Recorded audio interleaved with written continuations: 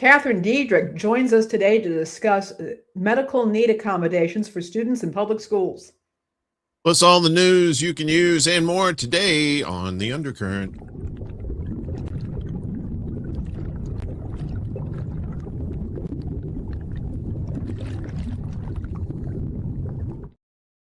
What's shaking, Uncle Warren? Oh, you don't want to know. Only my proctologist knows that information. We got people here. What's up, Jabari? CBC voter. I'm just going to call you Jam Jab. Good to see you. Be sure to check out Jamar Jabari's channel. He's been doing some good work lately. I mean, not just lately, but in addition to what he's already been doing. So check out Jabari Media on YouTube there. Yeah, we got CBC voter in the house too. I'm sure we'll have some stragglers come in late as usual. Like in the old days when I used to go to the Southern Baptist Church, as the congregation would fall in, you always see those 3 or 4 cats around the corner smoking cigarettes. It's like that's some of our people. Like they'll be along shortly. Yeah. So it should be okay. We got a big show for you today.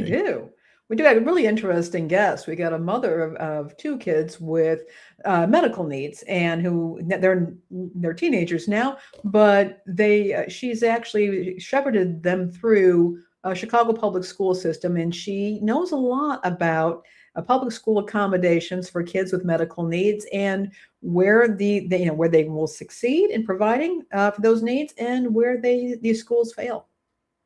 Yeah. I mean, that's definitely news you can use in today's world too, with all the uncertainties and whatnot. So, let's see, anybody else pop in here? John Kemper. John, local guy. John, put mine out. Damn. You put yours out. No, don't put it out. Oh shit, what I do? Sorry. Well, we got news and stuff. That's a Chuck Barris thing. We got more stuff. Remember that from the Gong Show? When I was just thinking about the Gong Show the other day. Yeah, Gene, the dancing machine, probably my favorite. Although everybody likes the unknown comic, Gene to me, because he was just so random. Every once, and Chuck Barris would just go nuts every time he come out. Like, Gene, the dancing machine, and Gene, and Chuck Barris is back there just having a good time. Those are the old days of game shows when people were like drinking. They were like they were having fun. Well, if you've ever I read excerpts of his autobiography, Chuck Barris, and I think he would claim he was a government agent, and yeah, they made a whole movie about that. I think with I think you're right. Face. Oh God, who's the guy that played him? But it was a good movie. It was a good movie. Yeah. Wild times back in the 70s. Can you imagine if we were adults back in the 70s? I think we would not be sitting here today. I'd be a long time ago. I'd be in tracks. Yeah. We'd either not be here at all, or I'd be in traction just from all the hell raising. Like, I killed my body back in the 70s. Totally worth it. Totally worth it. All right. Well, it's not really worth it, but we got news, and some of it's yeah. Well, it is what it is. Let me do a little thing here. Boop. Let me get them up there. Get our peeps, and okay, and away we go. So, first item up for bids today. Survey: more Americans are carrying concealed guns. Gee, I wonder why. Imagine that. I mean, what a reversal of the way people have been before, but we'll talk more about it once we get to this. So firearm sales went through the roof during COVID and 2020 social unrest as people scrambled to deal with a world that seemed to be coming apart at the seams. Previously thought of with a great deal of exaggeration as the domain of white male rural dwellers, gun ownership became increasingly diverse as women and minorities acquired the means of self-defense. A recent survey finds that many people among the growing ranks of gun owners are carrying their tools for protection. In the survey, 13.2% carry all or most of the time, with another 16.6% carrying sometimes or rarely. The Crime Prevention Research Center, CPRC, announced last month as the results of a survey conducted by McLaughlin and Associates. The percent who carry all or most of the time is virtually the same as the percent who carried similarly in December 2024, but the percent who carry at least some of the time or rarely has increased by 5.4 percentage points, from 11.2% to 16.6%.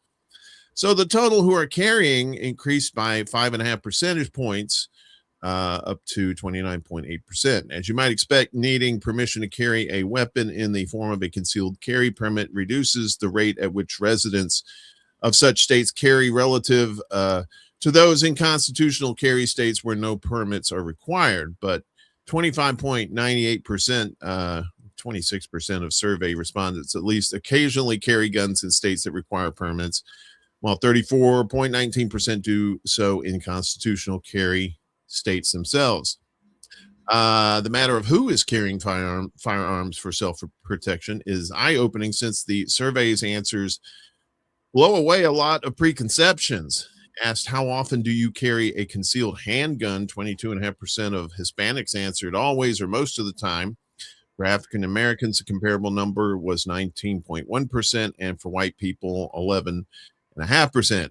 Asians and other were included in both this survey and the earlier 2024 survey, but their representation is so low, under 50 people each year, that I'm not sure how much can be drawn from the answers, though they report carrying less often than other groups. Since the 2024 survey, the percentage of Hispanics carrying at least rarely has increased to 39.4%. For African Americans, it's increased to 41.5%. For whites, it's gone from 22 to 27.5%. So up they go. To an extent, this squares with perceptions that cities have worse crime than suburbs and rural areas. I don't know if it's so much about the criminals, at least the traditional criminals, since African Americans and Hispanics tend to be more urban than non-Hispanic whites, though this is changing as the suburbs beckon to all. People in higher crime environments are more likely to carry the means of self-defense. In the 2026 survey, 18% of urban dwellers reported carrying a handgun all or most of the time, as compared to 11.7% of suburbanites and 9.6% of rural dwellers. But the increasing numbers of Americans who report carrying concealed handguns also corresponds with the growing ranks of gun owners in recent years and their changing makeup. The FBI reports that from 1998, so that was 28 years ago. Is that right? Yeah. 8 of the 10 highest days for NICS background checks were in 2020 or later, as were 9 of the top 10 weeks for background checks. Not every background check represents a gun purchase, but they track closely enough to indicate sales patterns. And the fact that is that Americans are even better armed now than they were before 2020. This goes on. Won't have the full story on our Substack, but you basically get the nuts and bolts as concealed carry has gone up. And as I quipped just a minute ago, I don't think it's just because of the traditional criminals, although that may be on the rise. There may be other factors where the government themselves are scaring the hell out of people. And what do you do when you get scared? Pew, pew, let's go get them. Well, you remember what happened when ICE murdered Alex Preddy, and people who supported ICE were going, why is he carrying a gun? These are the same people who have no problem being strapped going into Target. Yeah. And at this point, I think it's broken. There's very little trust at this point. A lot of women I know will carry because they don't trust the local constabulary to protect them against abusers and stalkers. And the gun is an equalizer when you have a huge difference in physical strength. I don't like this. I mean, I'm not happy about this situation, But I think that there is, I mean, they're concerned about, yeah, the other class of criminals that we now have on the street, but also just a complete lack of faith in any of the systems to protect them from people with bad intentions. Yeah, and I was alluding to earlier how mindsets are changing. Back in the 90s with the plethora of school shootings and whatnot, there was this big push to limit guns, or at least get guns out of the hands of people who would do stuff like that.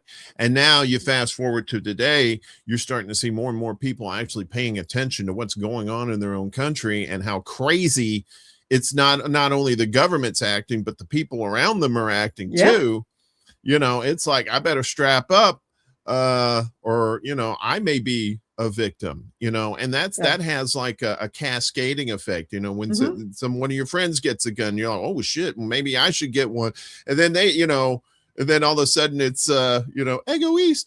They told two friends and they told two friends and they told two friends. And that's how that happens, because when you're controlled by a government that uses fear to control you, what is the result? What do humans do? We respond by trying to protect ourselves. And what can protect ourselves? The old Annie Oakley tools there, pew pew. Yeah, pew, pew. I don't like it either. I'm not a fan of guns. I don't own one myself, although I got two right here. Two tickets to the gun show. Uncle Warren, when I get back to Chicago. Yeah, unfortunately, there probably aren't muscle in there. But yeah, it's a fear thing. And and people, I think some people who before would say no, who would have said, hell no, I'm not going to get a gun. That's not me. I don't want to contribute to a society like that. Are now starting to think, well, maybe want to live. I do. Yeah, I would like to live. And it's getting pretty crazy out there. And I don't know if I'm built for that. So I better go get some sort of weapon. And I'm going to take one step further with this. It may not be, I want to live. It may be, if I'm going to die, maybe I get to take somebody out, a bad person out in the process. Yeah. And that's, again, I don't think it's particularly healthy, but I understand the impulse at this point when you have people who are questioning whether certain elements of what is supposed to be our own government are in fact an enemy. Well, and you have to think too about how many people are turning to crime too, that weren't criminals before. You think about how much, as if you're a single person and you're doing crime, it's really, you know better than that. But if you're somebody that has a family and you need to feed that family, and that food is too much and your boss ain't paying you enough, and times get tough. I'm not saying that, obviously I'm not saying that they should go do that, but I'm just saying that does happen. People will get desperate enough for their families. And if they have to go get a gun in order to provide for their family, it's just a modern reality. And it's pretty scary. It is. Yeah. So, is it? Oh, okay, cool. All right. I thought I'd already read this. All right. So, in accordance to that, there's this story here. The court, SCOTUS blog, court sides with challenger to law banning drug users from possessing guns. They say drug users. I think they mean all drugs, but I think from what I read this the other day, they were talking more about marijuana, but we'll get into it. Yeah. The Supreme Court ruled in United States versus Hamani that the federal government cannot prosecute a Texas man on charges that he violated a federal law barring users of illegal drugs from having a gun. It just says drugs there. In an opinion by Justice Neil Gorsuch, the justices agreed with Ali Daniel Hamani that at least when it is applied to him, the law violates the Second Amendment. Writing for the court, Gorsuch emphasized that the government was seeking to automatically strip Mr. Hamani of his Second Amendment right to possess a firearm and imprison him for up to 15 years based only on a showing that he regularly uses any amount of any controlled substance. But the government's arguments fell short, Gorsuch concluded, because the early American laws on which the government relied to support these restrictions targeted different kinds of people, did so for different reasons, and operated in different ways. The case began in 2022 when FBI agents searched Hamani's home and found a Glock 19 9mm pistol, 60 grams of marijuana, oh, you evil person, and 4.7 grams of cocaine. Okay, that's a little bit different. Just in case you don't know, folks, marijuana and cocaine, very, very different drugs. Hamani said that he used marijuana approximately every other day. How long did he use? How often did he use the cocaine? Based on his admission that he used marijuana, Hamani was indicted on charges that he had violated a federal law that makes it a crime for anyone who is an unlawful user or or addicted to any controlled substance to have a gun. Knowing violation of the law is a felony, which can carry a sentence up to 15 years in prison. Hamani asked the federal trial judge to throw out the charge against him. He contended that at least as applied to him, the law violated the Second Amendment, which protects the right of the people to keep and bear arms. U.S. District Judge Amos Mazant granted that request, pointing to a decision by the U.S. Court of Appeals for the Fifth Circuit holding that the law is unconstitutional when it is used to charge someone who may have been a habitual drug user but was not shown to be under the influence of drugs when he had the gun. On appeal, the federal government agreed with Hamani that based on the Fifth Circuit's ruling, the dismissal of the charge against Hamani should stand. In a brief unsigned opinion, the Court of Appeals upheld Mazant's ruling. The federal government then asked the justices to weigh in, which they agreed to do in October. On Thursday, the Supreme Court upheld the Fifth Circuit's decision, and it was a 9-0 decision too. It was unanimous too. In a 19-page opinion for the majority, Gorsuch explained that under the Supreme Court's 2022 decision in New York State Rifle and Pistol Association versus Braun, courts should uphold restrictions on gun rights only when there is a tradition of such regulations in early U.S. history. And in 2023's U.S. versus Rahimi, Gorsuch continued, the court made clear that the government is not required to point to a historical twin. It is enough, he said, that the challenge regulation is consistent with the principles that underpin our regulatory tradition. And then the article goes on here. But yeah, that's another thing too, especially when you have more states that have legalized cannabis, and as we told you in the last story, there's more heightened situations for a lot of people. So yeah, they'll be, if I guess what they're saying is they don't want you sitting there, snorting a rail while you got a pistol in your hand like you're Scarface. But if you don't, then it should be okay to have a gun with that.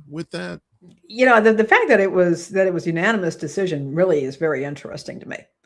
Some very different people on that court, all of them pretty smart, but that's pretty interesting to me. I do find it, again, somewhat hypocritical, but also predictable and amusing that nobody's, we have alcohol in homes everywhere. Alcohol is legal for purchase. It's legal to keep in your home. And I would be very interested in looking at the levels of gun crime that involve alcohol at some level. Yeah. It's totally hypocritical. Yeah. So I've heard about this on NPR, and I wanted to include it. Just really as a way of kind of just the continuing conversation that we have in this country about what drugs are okay and which ones are not. And what drugs do we criminalize people for using or possessing or selling? And what drugs do we celebrate in the media? Yeah. Yeah. And like I said in the story there too, that cannabis and cocaine are two very different drugs in the way they affect people, right? Mm-hmm. Obviously, you're going to have the outliers that, something that cannabis is not good for them at all, makes them, feel a certain way or whatever. But that's a very, very, very small minority of people. Whereas with cocaine heightens those levels. Like if you're angry, cocaine will make you really angry and really nasty. Yeah. And what do you want to do when you're really angry and nasty? You pew, want to grab pew? Pew, pew. Pew, you want to get the old pew, pews out, right? Yeah. So I think to a degree, I agree that yes, certain drugs should, if you have a gun and you're taking certain drugs that alter your personality violently like that, you should probably not have that. But with cannabis, again, like I said, it doesn't affect everybody the same, but on the whole, it's more of a you're going to want to pick up a sandwich more than you're going to want to pick up a gun when you're having a bit of the green. I'm just saying. I've as someone who has consumed cannabis quite a lot, I've never felt violent. Just violent sleep. But alcohol can make people violent, and it can. Alcohol can do that too. Yeah, the person is you have the proverbial mean drunk or the blackout drunk that gets ragey. And again, we don't talk about restricting that. So there we are. Probably because the alcohol lobby has a lot of people in their pockets in Congress too. So that's and the hospitality industry. Right. And the fact that many of us, are people like me. I'm fancy, as you know, about wine. So you've got a culture around it. But just going to put that out there. Yeah. And any abuse of any substance is wrong and can lead to devastating circumstances. Indeed. To what degree really depends on the person too. So if you're doing your drugs, just be careful. Just saying. We're not going to do a Nancy Reagan and fry an egg in a pan for you, but you should know by now. Yes, indeed. What drugs do. So we've had plenty of stuff in movies and TV shows that shows what drugs do. So and plenty of PSAs to tell us too. So we should all know by now. Yes. So we go down to Georgia, sweet Georgia. How sweet is it though? Palmetto USPS facility. OSIF demands answers after fourth employee death. What's up, Jackie? Good to see you. I saw you sneak in there too, Chuck. Good to see you. And Willie. Always a pleasure, guys. Dying at the post office. Boy, it brings new meaning to going postal, doesn't it?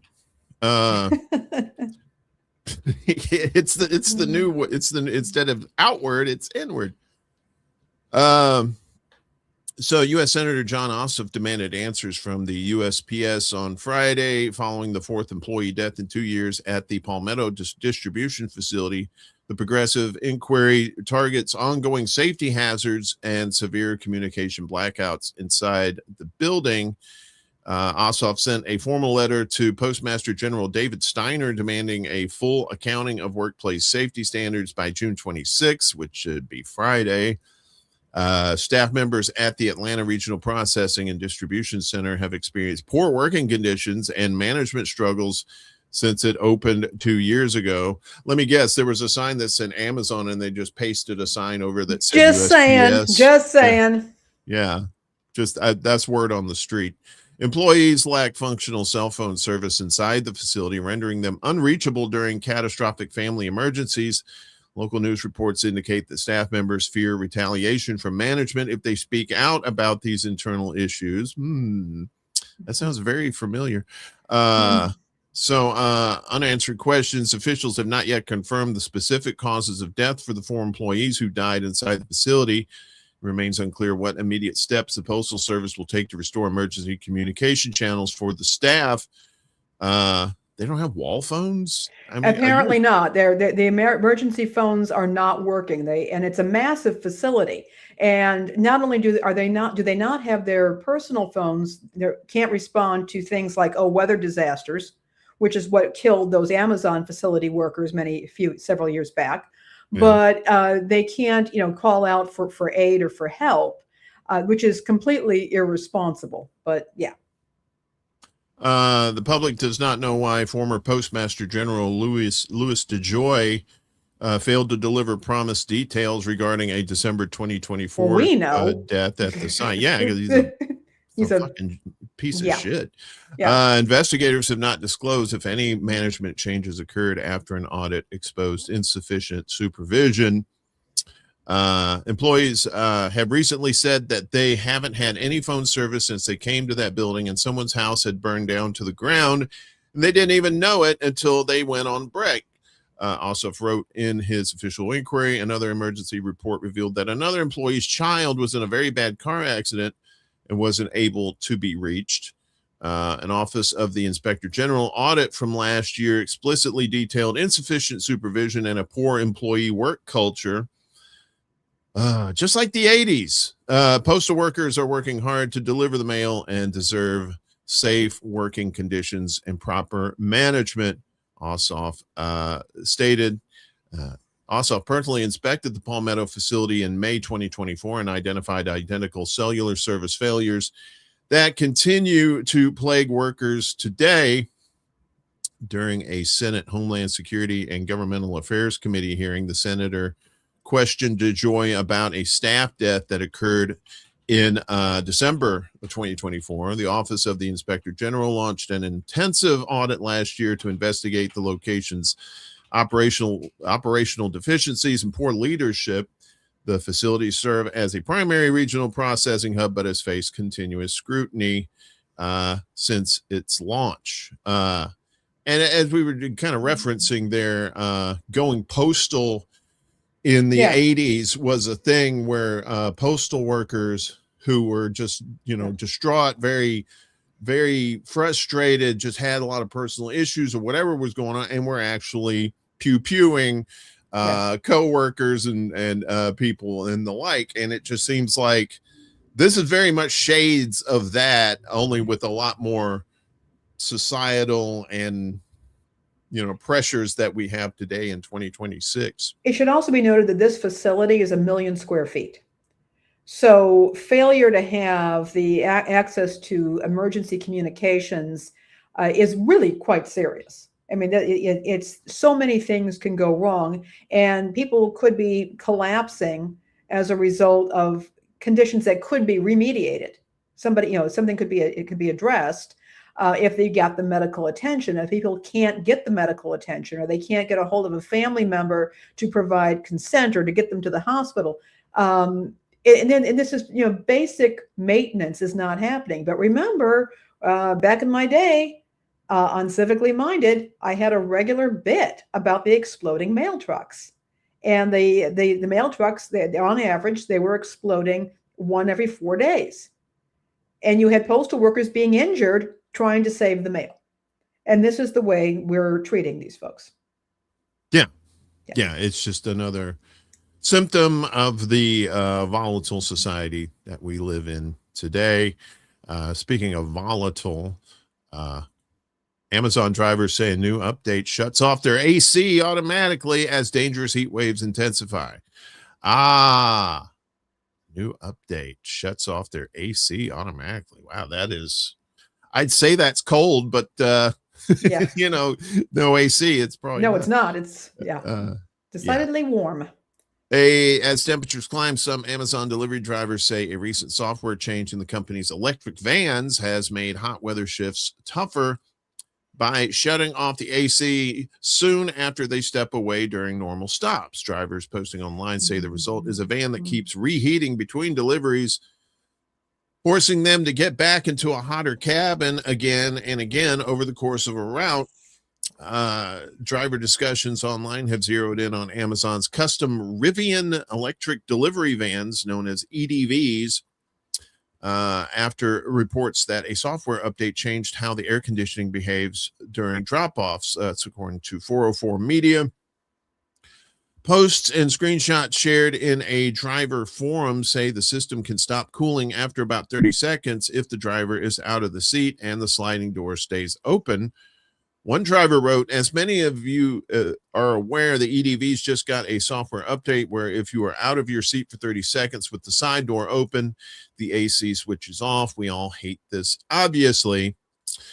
They probably also hate having to keep empty water bottles in their vans for certain purposes.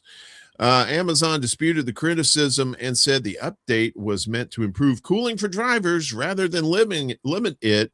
Well, yeah, that's backwards thinking right there. An Amazon spokesperson said Rivian recently released a software update for electric delivery vehicles that actually extends climate control for drivers. As a result, the AC now runs for up to 10 minutes after a driver exits the vehicle, ensuring a cool cabin when they return. The timer resets at every stop. The AC only shuts off if the driver sliding door is left open for more than 30 seconds, a battery conservation measure. On neighborhood routes, drivers often leave the sliding door open while moving quickly among nearby homes, so the van may start warming up again before they return. That can turn what is supposed to be a comfort feature into a real safety concern. Amazon says the vans are air-conditioned and have cooling seats, but drivers have long said real-world conditions do not always reflect the company's stated protections during extreme heat.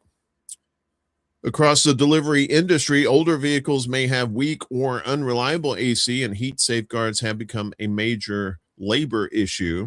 One driver wrote, "Thing is, we are up and about way longer than we are driving, so the AC turns off, and when it turns on again, we're already getting up before the air is even cold. It effectively makes the AC not work, and those fans get hot." Amazon, meanwhile, said the update was scheduled with summer in mind. This update was intentionally timed ahead of summer to improve driver comfort during the hottest months of the year. Driver safety and comfort in extreme temperatures remains a priority. Wink, wink. Yeah, so nickel and dime. Whether it's the government or a private industry, here we go. Treat our workers like crap, and their safety and well-being doesn't really matter. Yeah, well, the government and companies are starting to become one and the same anyway. Starting? Without, hiding it like they used. Now they're just doing it out in the open. They don't really care about that kind of stuff. It's like, oh, you're sweating. It's 106 degrees out there. Yeah, okay, sure. Yeah, we don't care. But we have to say we care. For press reasons. So, yeah, interesting story there for sure. We also have our guest. Yes, we do. And let me go ahead and bring her in. You want to do the old intro there? I will do so. This is my very good friend, Catherine Diedrich. Catherine, good to see you. Hi. I don't know. My screen is frozen. Hold on. Okay. It happens. You're sitting very she's still. Got the AC. All the AC went into her place, and that froze up her screen. I've got it. I don't even need it today. Chicago is actually kind of pleasant out, except for the ever-present risk of thunderstorms and wind. Tornadoes. Actually, Illinois has been getting hit by a lot of tornadoes. It has, but that is mostly downstate, although we have had some very vicious windstorms. It's not quite as bad as last year in May when a large tree fell on top of my car. Ooh. So yeah, that was I remember. It was very exciting. Yeah. I did get a new car out of it though. So awesome. Nice. So as I mentioned at the beginning of the show, Catherine is an old friend of mine, and she is the mother of two children who are now teenagers. One is off at college, or back home from her first year at college, actually. Who have medical conditions that required accommodations in the schools. And I have well over 15 years now, has it been perhaps, or close to it? Almost, yeah.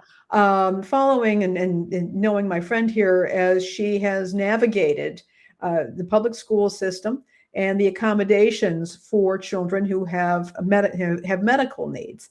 And she's been an amazing advocate, but there's a lot that I've learned from her about what's available in schools and what is not available in schools. And I think there's often a presupposition that because we have the Americans with Disabilities Act, that public school is supposed to be open to any child, regardless of ability level or illness or um, nationality or whatever their status is, public schools are available to all children, that the schools can automatically accommodate disabilities. What I've learned is that's not the case, and Catherine's been really helpful in helping me to understand that. So Catherine, can we talk a little bit about how you got involved and what you've learned and move on from there?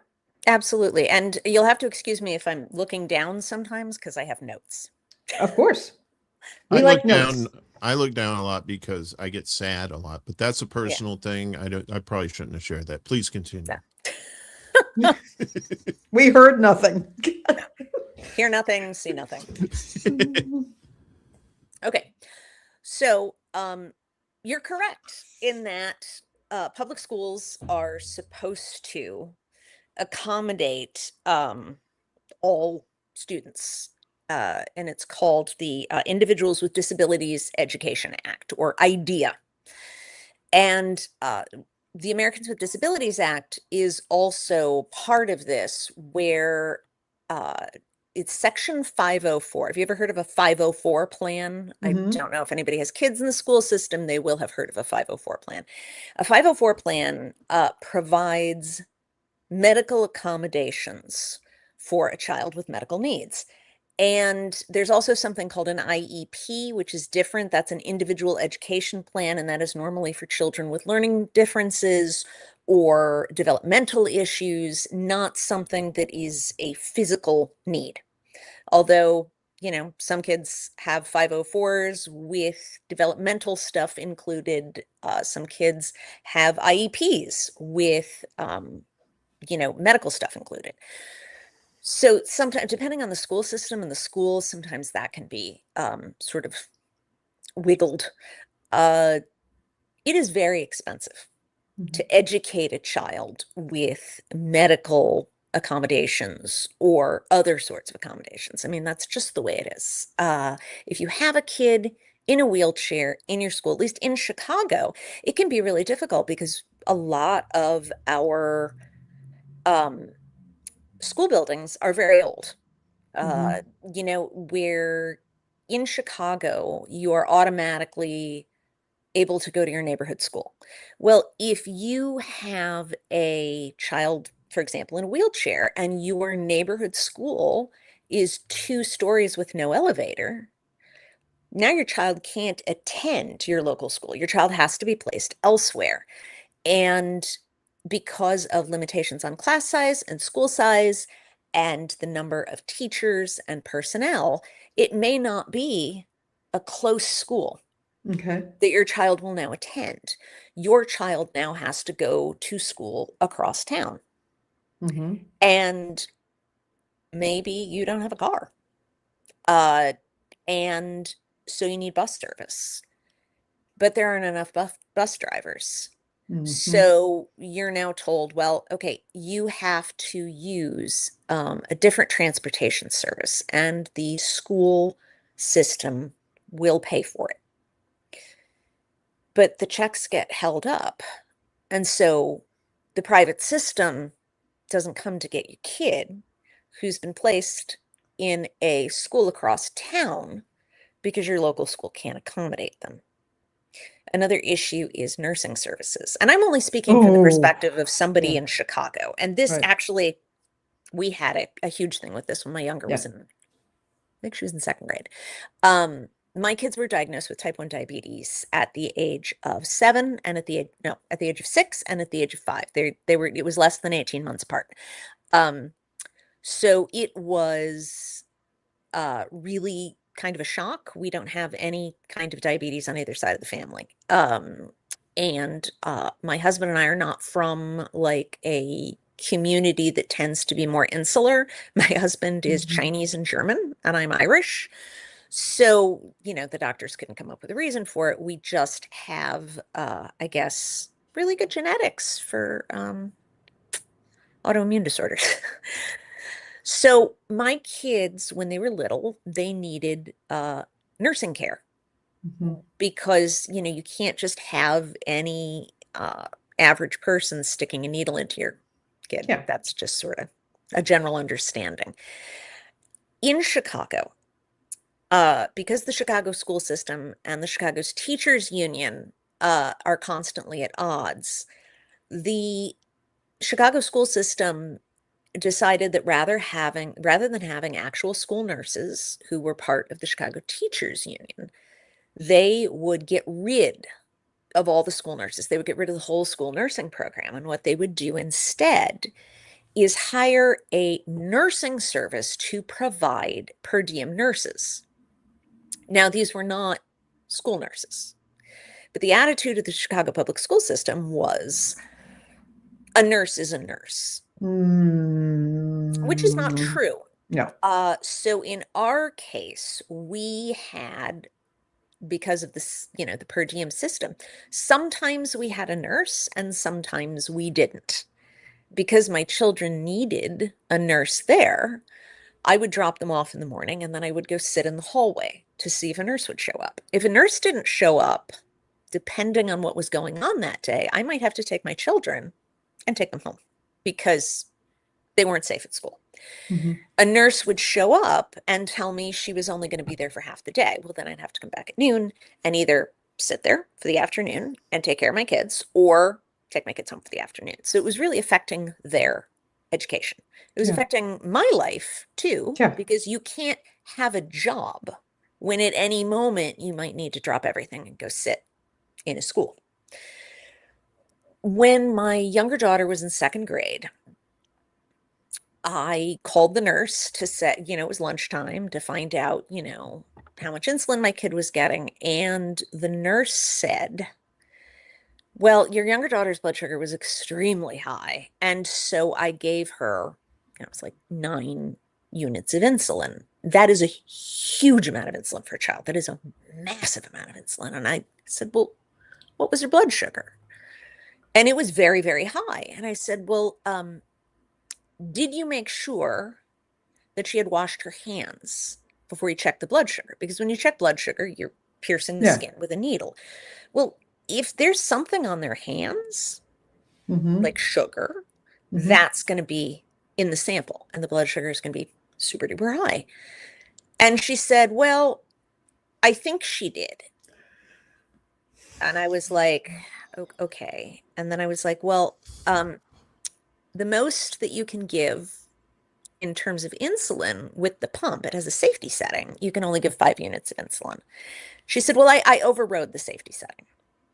Oh, God. I was in the grocery store and I literally left my grocery cart in the middle of the store, drove like a bat out of hell to the school and swept my daughter into the bathroom, scrubbed her hands, tested her blood sugar. Her blood sugar was not high.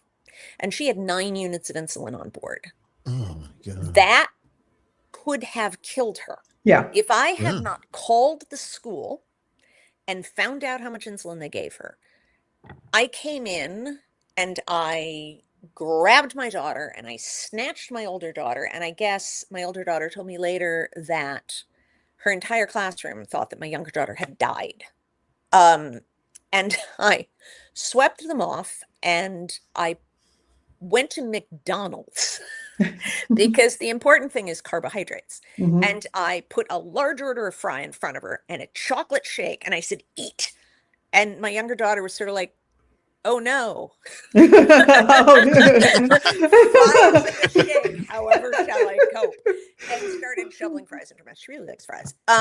And we did not have, and I sat there with the rescue shot of glucagon, which is a shot that you give a diabetic that dumps all of the sugar in their liver into their bloodstream. So when you have a child or an adult or diabetic who goes into hypoglycemic shock and can't function, you give them glucagon. Now it's a spray that you put up their nose like Narcan, and which I find much easier to use. I've only ever used it once, but my daughter didn't, have any negative effects from it because I was able to be right there. I actually, for the entire time my children were in grade school, was never more than half an hour away from school. I could not go half an hour away. So that really affected my life as well. We went back to this. I went back to the school and the nurse was gone.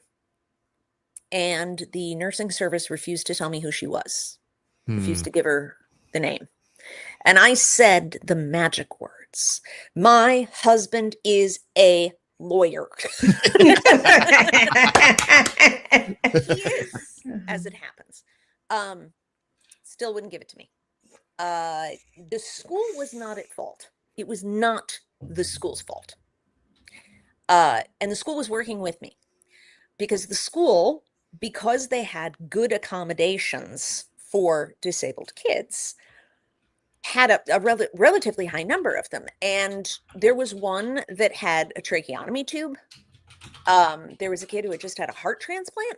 I mean, this was a really big deal.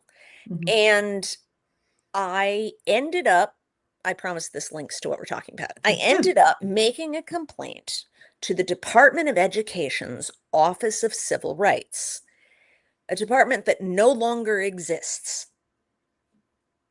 This department doesn't exist anymore. When did it stop? When did it cease to exist? 2025, I think. It was part of the dismantling of the Department of Education. Okay. It was taken apart. One of the departments that is kind of, oh, now it's part of the Justice Department. But where? Who do you call? I called them and I gave them the story. I had documented it with times and dates and everything like that. And I got a call back from an attorney with the Office of Civil Rights who said, okay, we're going to go ahead and we are going to open a case. The only reason we were able to get any resolution was through the federal government. That's not an option anymore. You don't get to do that anymore. In addition, the only reason 504s and IEPs have any teeth to them, the only reason why schools are, whether they like it or not, forced to accommodate children with any kind of disability is because of Section 504 of the Americans with Disabilities Act, and because of IDEA, which is much more nebulous. It's a lot, you have to include students with disabilities. You have to accommodate them. 504 spells it out. And now I'm going to check my notes again to make sure I'm correct. Sure. Sorry, I don't want to be giving incorrect information. No, absolutely. I appreciate that. So one of the things that the Trump administration did in October of 2024 is they fired all the staff in the Department of Education that was responsible for distributing federal funding and ensuring states use it to provide disabled students supports and services they need to in school. So first, they took away all the money that schools were using for these accommodations, which they are federally required. This is not a state thing. It's not a school system thing, not a community thing, not your school board. The federal government is responsible for paying money to the school system so that they can accommodate these kids. Historically, the federal government hasn't given enough money. I mean, like, if you could install an elevator, your kid could go to its local school, but all they have the money to do is send your kid across town and pay for them to go across town. Now there's no money for that. There's no money coming from the federal government to make sure that these students get the services they need. It's, what they call an unfunded mandate. You've heard of that? You have to do this, but, we're not going to make sure there's money so that you can do it. So that's one issue, is they took away the money, but more importantly, they took away the people that administrated the program, bureaucrats.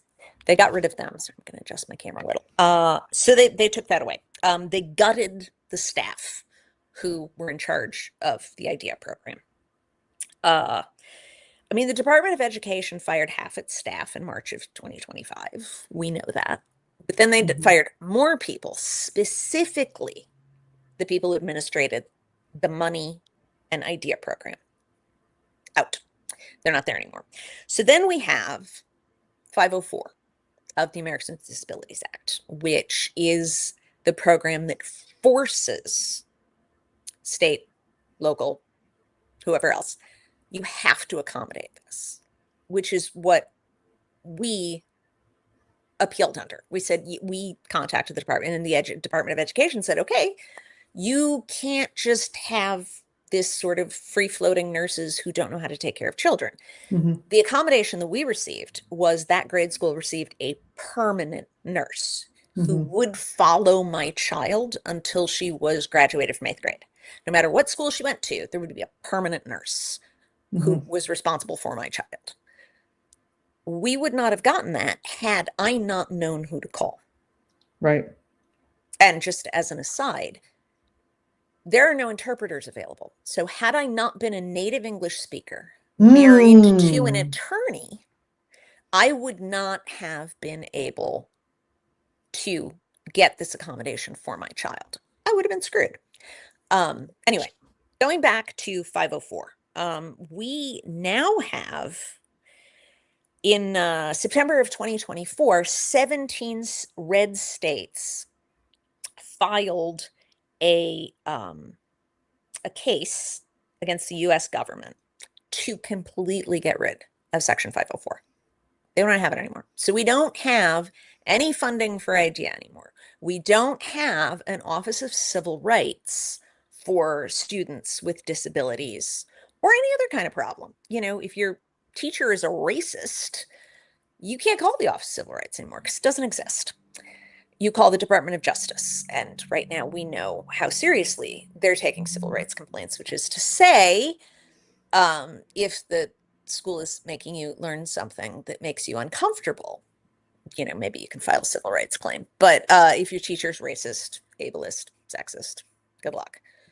17 states want to make it so that they don't have to accommodate students with disabilities.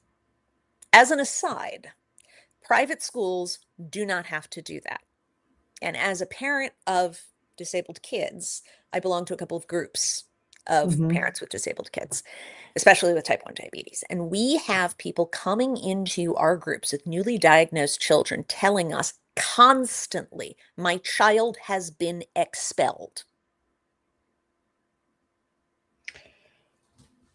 Yeah. Wow. Anyway, so what happened was a bunch of schools or a bunch of states were like, okay, they dropped out. And now it is, I believe it's 7 states. No, it's 6 now because Yeah, Indiana. Chuck is saying Yeah. 6. So Hi, okay, Chucky. yeah. Yeah, it's 7, it's 6 states that are now because Indiana dropped out. But it is still 6 states. Mm-hmm. Yeah, that's a lot of That are states. I mean, like- there's a lot of kids in those That's a lot states. of kids in those Yeah. states. And we're talking about disabilities from everything from severe peanut allergies Yeah. to students on ventilators. Yeah. All of them are guaranteed an education of some Yeah. kind, even if it is only that they go to the school Right. and they are there. They're present. We were Yeah. lucky enough to be in a grade school that was very accommodating. We had kids from all over the city because word gets out which schools will actually accommodate. And because in Chicago, you can enter a lottery to get into certain schools. You can rank them. There's ways to, Yeah. get around schools. But it is a serious concern right now. If you have a disabled child, first of all, where's your kid going to go to school? Right. Second of all, is my child going to be safe at Right. school? In a lot of states, good luck. Yeah. And then finally, what kind of education is my kid going to get in school? Chicago, for all its flaws, and it has many, especially our school system, I have gone in front of the Chicago School Board a number of times and spoken about the nursing issue where, my general message was, you are bad people who should feel bad. And which was very awkward when one of the school board members was actually married to my child's 4th grade teacher. Well, there you go. I'm like, hi, Al, you're terrible. So it is a big issue right now, these accommodations. And I think when we say accommodations, sometimes we think, oh, special things we have to do for the students. Somebody has to, go out of their way. Not necessarily. The accommodation can just be there's a nurse in the school. The accommodation can be my child has an extra half an hour with standardized testing because they have dyspraxia and their motor skills are slower. These are all accommodations that schools are forced to make. If the 504 program goes away, well, essentially what happens is 504 is part of the Americans with Disabilities Act. So I think for a lot of these 6 states, it is the first chip in the wall of getting rid of the Americans with Disabilities Act, because you guys know you're a news show. They want to get rid of the funding that helps disabled people stay in their families and stay in their homes. The ability to warehouse disabled people and developmentally delayed people. Just, get them out of here. We don't want to look at them. It seems like another form of collective punishment that's been going on, not just with kids, but with people in general in the country too, And it also it points to me, okay, if a child cannot be accommodated in the school, or is not being accommodated in the school, or a person with disabilities, is not able to, say, work outside the home, who cares for that person? Well, there's the warehousing, of course, but there's also who often provides caregiving. Do they tend to have something in common? Yes. Yes, they do. We have a huge number of immigrants who come and get there. I mean, have you ever been in a hospital and not encountered a Filipina nurse? Yeah. She's 4'10" and 55 years old and will happily kill a man. I'm not wrong. I'm not wrong. And she cooks and she brings food for everybody. That's my experience. I've been in a lot of hospitals. But yeah, there's a lot of immigrants and people of color who work as what they call paraprofessionals, which are in classroom assistants for people with disabilities. My older daughter is a summer camp counselor with the Chicago Park District. And this year, because she is diabetic, she tends to have at least one child who has a paraprofessional in her group, just in case something terrible would happen. There would be another adult there. And she has never had a paraprofessional who was born in America, because it's not particularly well paid. It's hard work, especially if you're assisting a child in a wheelchair who has some kind of physical disability where they need to be moved, they need to be picked up. And also, you don't just have white kids with disabilities. You have kids from non-English speaking families. And it's super important to have paraprofessionals who speak the family's language. And understand the culture. And understand the culture. So, that's also vitally important. And I'm sure that's, one of the basic reasons, we're going to get rid of all of these people too.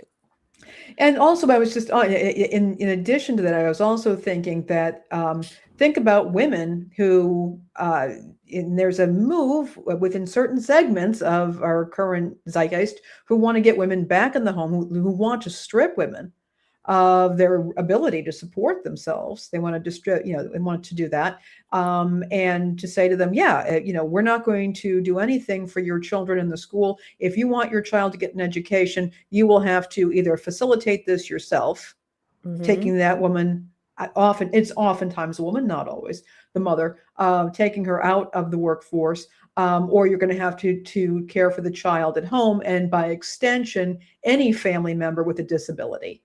Right. Like, for example, despite the fact that I have a bachelor's and a master's, I have not been in the workforce since 2005. I was effectively removed from the workforce. First, I had kids, and the price of childcare meant that I had never in my life earned enough money in a year that would make it, make financial sense to stay home. It made financial sense for me to stay home. When my oldest was in first grade, she was diagnosed with type 1 diabetes. When my youngest was in kindergarten, she was diagnosed with diabetes, and it became very clear to me very fast that medical childcare was not something we could afford.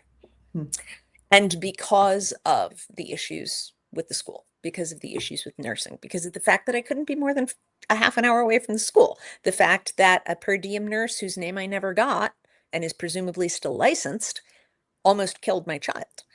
I was taken out of the workforce. And that is unfortunately something that happens a lot. And when you're dealing with a diabetic, 90 days of insulin for 2 diabetic children, cash price, is over $5,000. And that is just the insulin. That's not the endocrinologist visits. That's not the continuous glucose monitors. That's all kinds of things like that. And I'm actually reading down here, Jacqueline. Charter schools are a little weird. It's kind of up to the school whether or not they accommodate.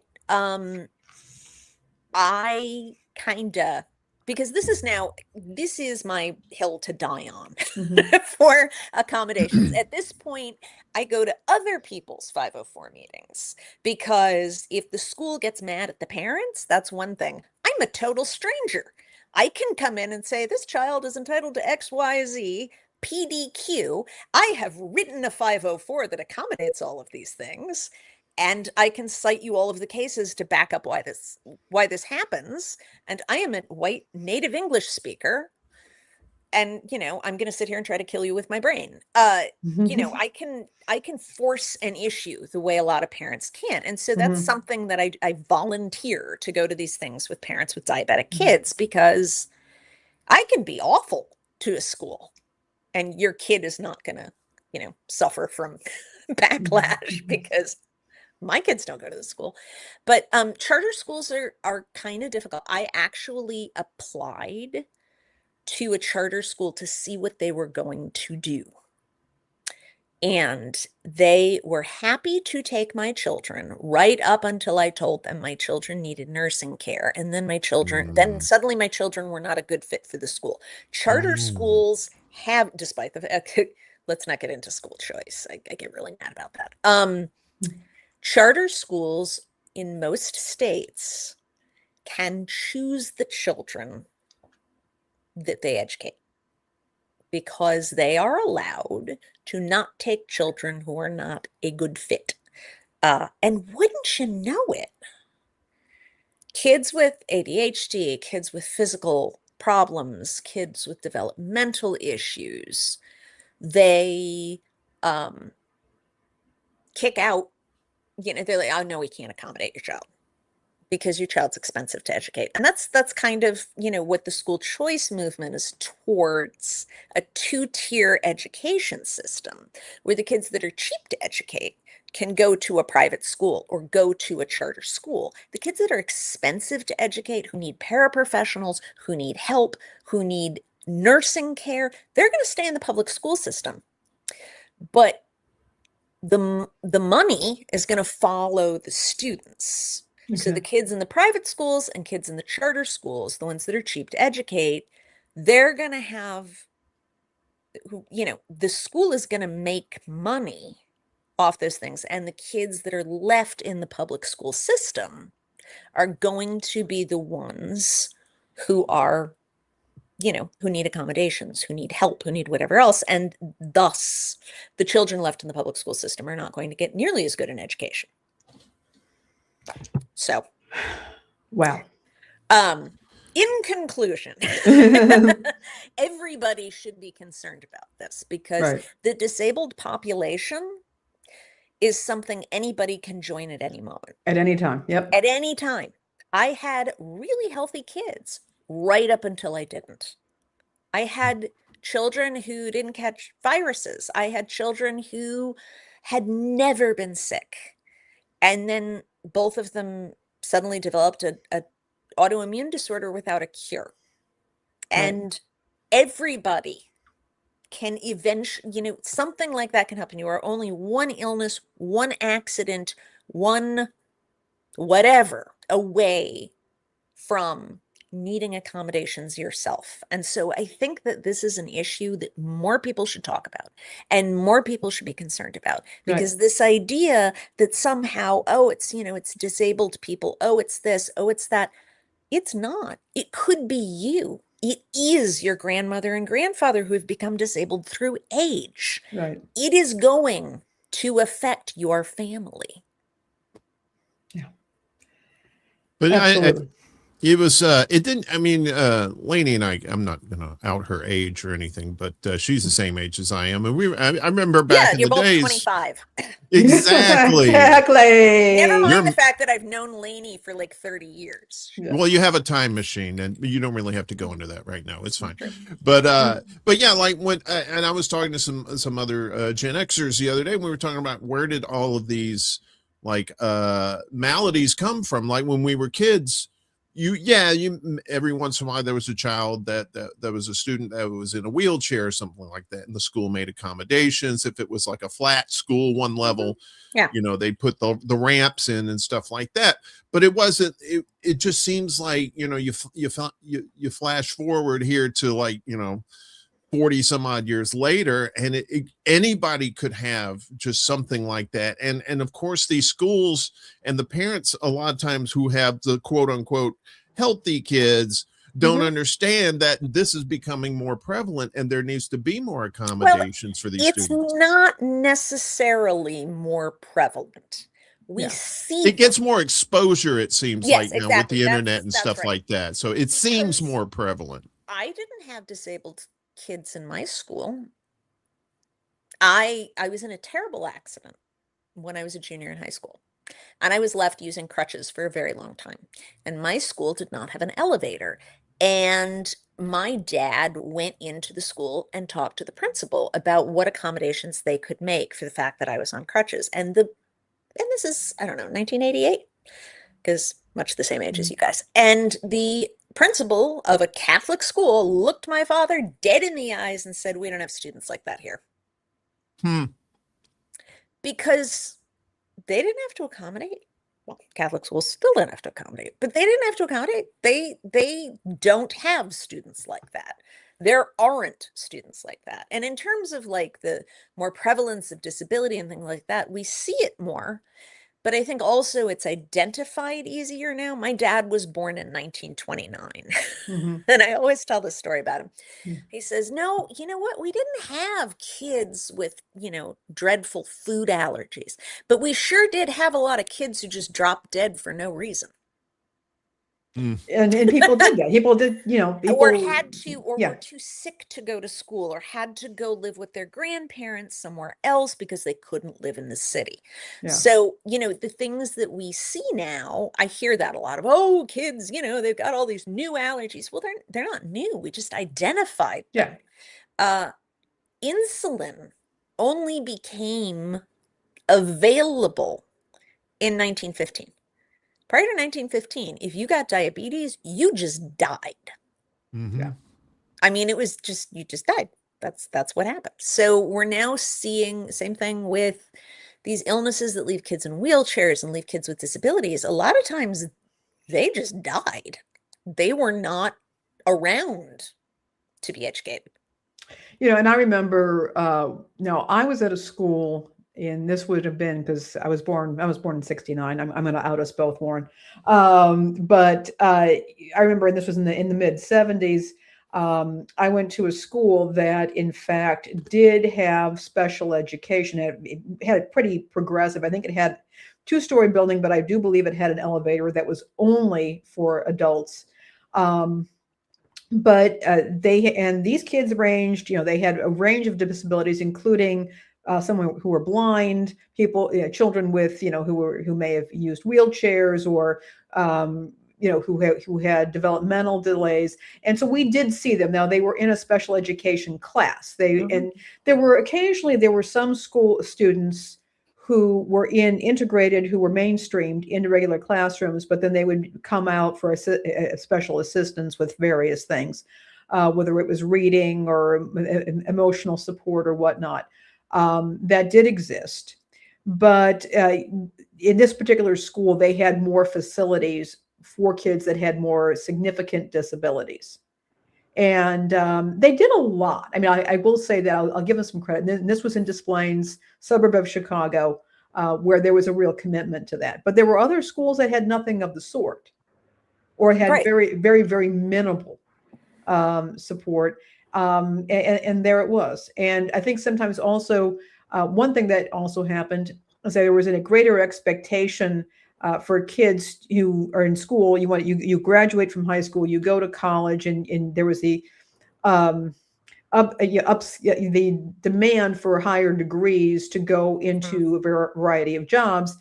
I suspect that children with learning disabilities may have just gone, dropped out of high school when they were 16, but they could have gone into something that didn't require them, the trades, factory work, whatever the case may be, and nobody paid that much attention to it.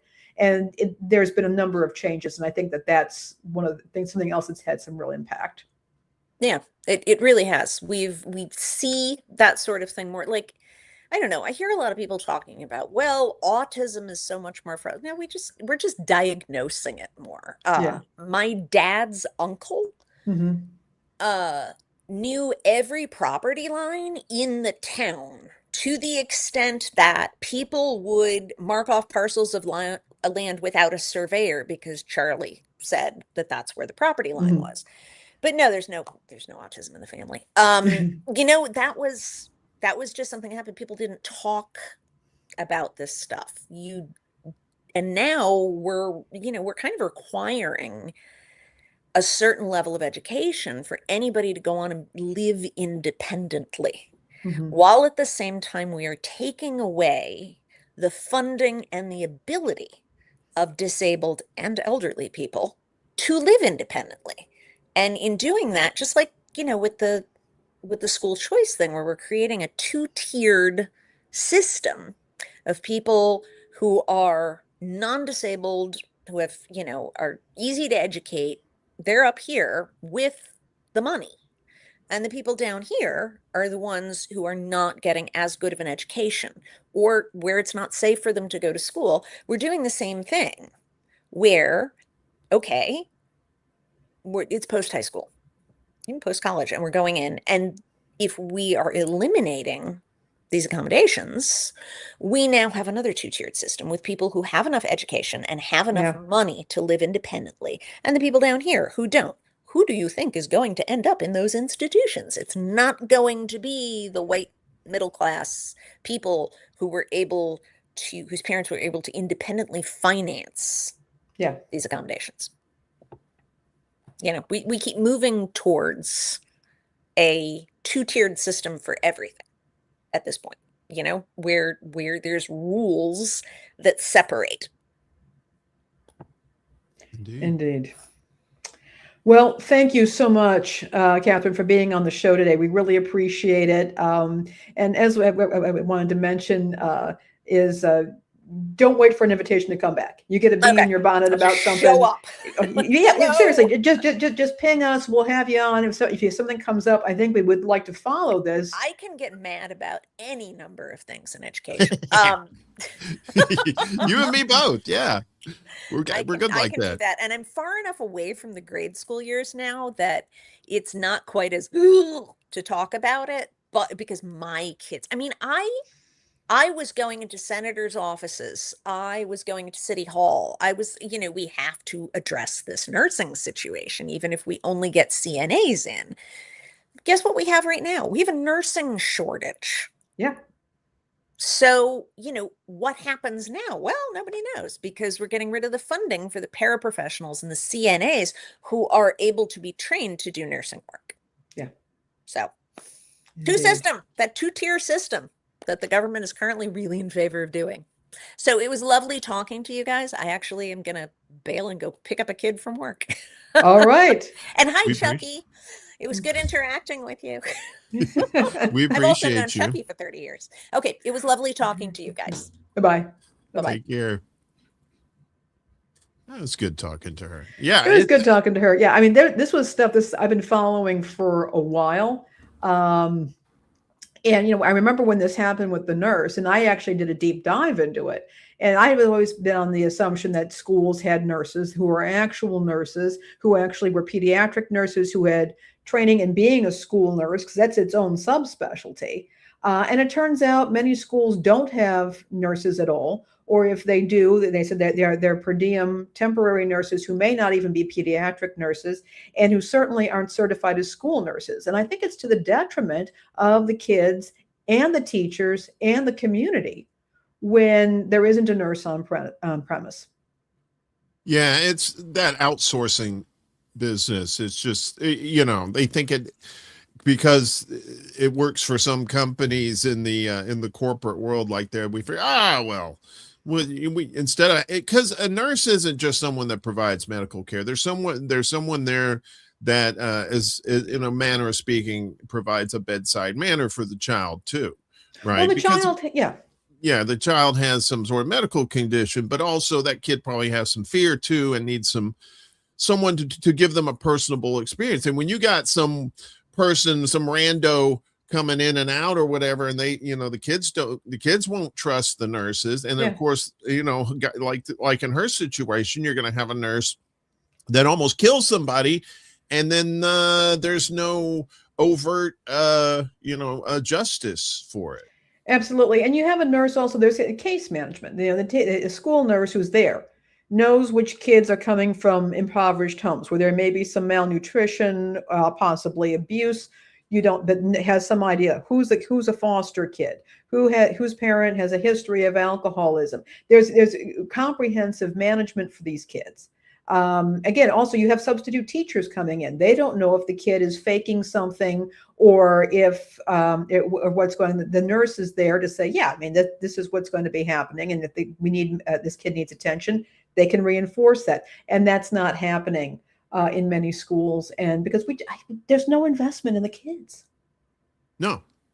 Well, no, you hear some people screaming to the rooftops, no abortions. We can't kill these kids. But once the kid's born, it's like, it's like, well, where does the care stop at the virtue signaling, or where does it, or is there any care at all? And it's like, I'm someone who doesn't even have kids, and I worry about these kids. Yeah. Oh, yeah.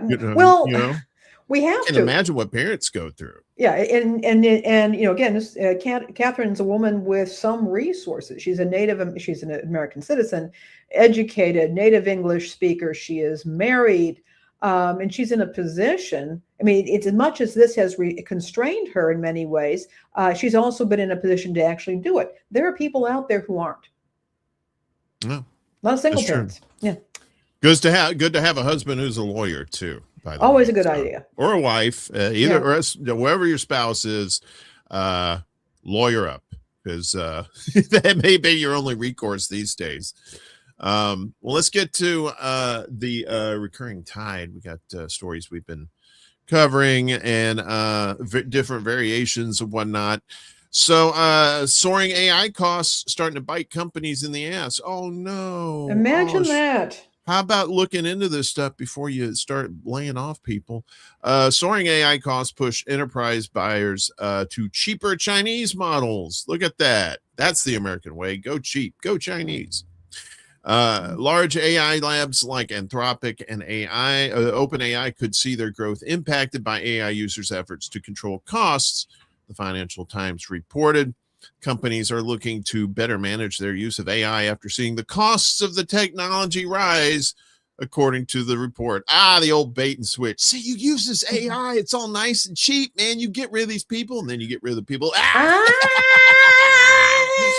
Gotcha. Let me unwrap you, sucker. So the old bait and switch. The rising costs have been driven by the shift from chatbots to agents, which consume more computing power, as well as the AI labs move from flat subscriptions to token-based billing, per the report. This has created an opening for Chinese AI labs that are able to charge less than the U.S. companies due to their more efficient models and China's lower energy costs, the report said. Just a little fun fact about China, they have the most, they use the most reusable energy technology like wind and solar. They're using like gigawatts and megawatts of this stuff. And we're over here, praying for a lightning bolt to give us more electricity. And data centers, of course, killing us. It seems like they've gotten their situation tamped down with that. So Chinese AI models now have greater token consumption than US ones, which marks a change since the beginning of the year, the report said, citing data from Open Router. Companies that encouraged their employees to use AI tools when the costs were lower are now using a variety of methods to cut back.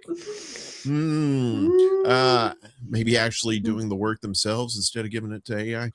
Executives quoted in the article said their companies have introduced usage caps, tasked employees to use the right tool for each task, shared cost-saving ideas such as switching to models that are older and cheaper, and adopted open source models. Yes, the open source ones. That's freebie models, or at least free right now.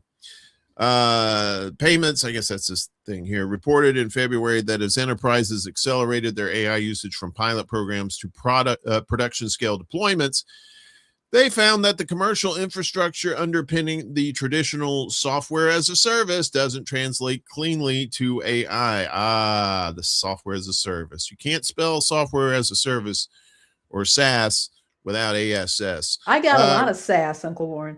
Yeah, they're more the ASS variety than the SaaS. Rather than charging per employee, AI charges per token, per application programming interface, API call, that's what that is, per generated image, per inference cycle, per autonomous workflow executed in the background while no human is watching, or in some cases, all of them simultaneously. It was reported in May that Uber exhausted its full year 2026 AI budget by April. Oops. Leading executives to say that the company was back to the drawing board and that the productivity case had not closed. On June 1st, it was reported that Walmart limited employees' AI usage amid rising demand. The company began offering a set number of tokens for each employee to use with its in-house AI agent Code Puppy. Before this, workers had an unlimited number of tokens. Yeah, so that's the old AI bait and switch. I kind of knew this was going to happen, when, especially the ones that started getting rid of laying off people. And they say, oh, AI is going to take care of it. And like, not so fast there, Chief. Turns out it didn't. Yeah. It was kind of predictable. And I think, I think in some cases, the companies who have found this out early enough may be able to mitigate some of the problem. For those that don't, they can get themselves into a real pickle when suddenly the AI that they're using comes back. They've really hiked up those fees. They've hiked up the costs. They've let go of their employees who are now not happy with them. Some of those employees, because they're talented, may go back, be getting better jobs elsewhere.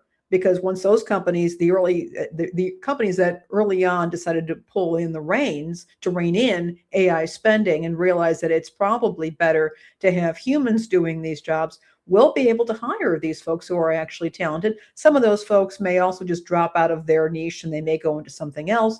Now they're going to have to go back to the drawing board, hire people to come back, and that takes a while that's costly. It's very costly. And there could be a major bust. And part of that bust would be companies that were very premature in dropping their staff.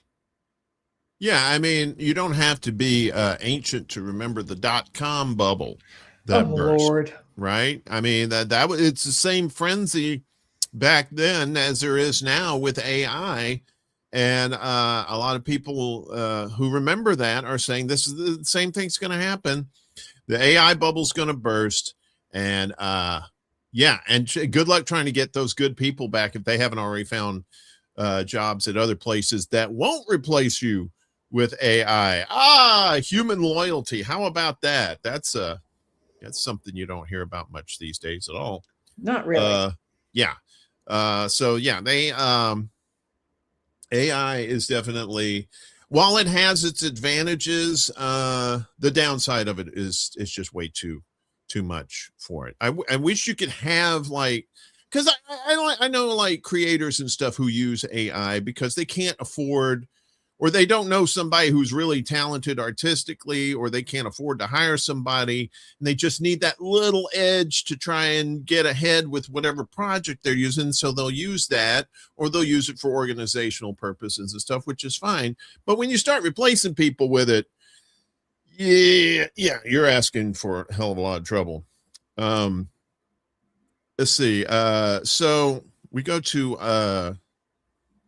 talking about the deportation and the clergy. This is up your alley there. You brought this in. Yeah. They have already suffered enough. Central African clergy respond to U.S. deportation. Religious leaders in the Central African Republic say they were stunned by the arrival Friday, that's June 12th, of migrants deported from the U.S. to their country without cultural or familial ties, questioning why people who fled religious and political persecution were sent to a nation still grappling with its own history of sectarian violence and instability. The U.S. government flew at least 24 migrants from countries including Iran, Afghanistan, Turkey, Armenia, and Georgia to Bangui, the Central African Republic's capital, as part of the Trump administration's third country deportation agreements with several African and Latin American countries. El Salvador being one of those places. You've heard about that prison down there. Mm-hmm.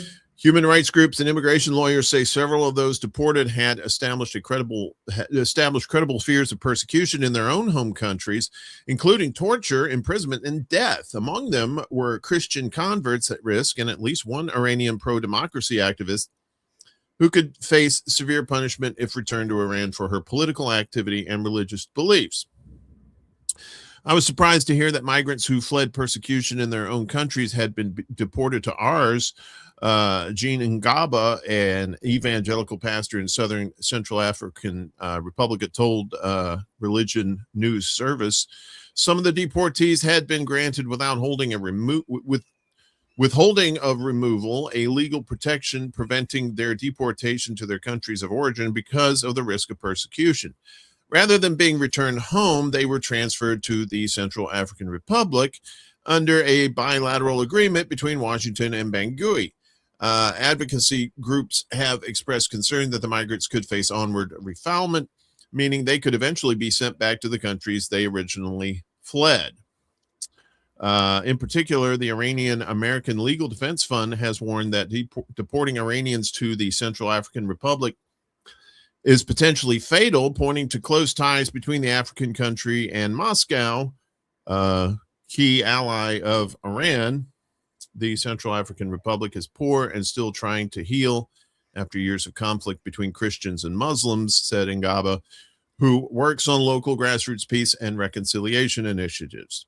It is inhumane for any government to do this to people who have already suffered because of their beliefs or political views.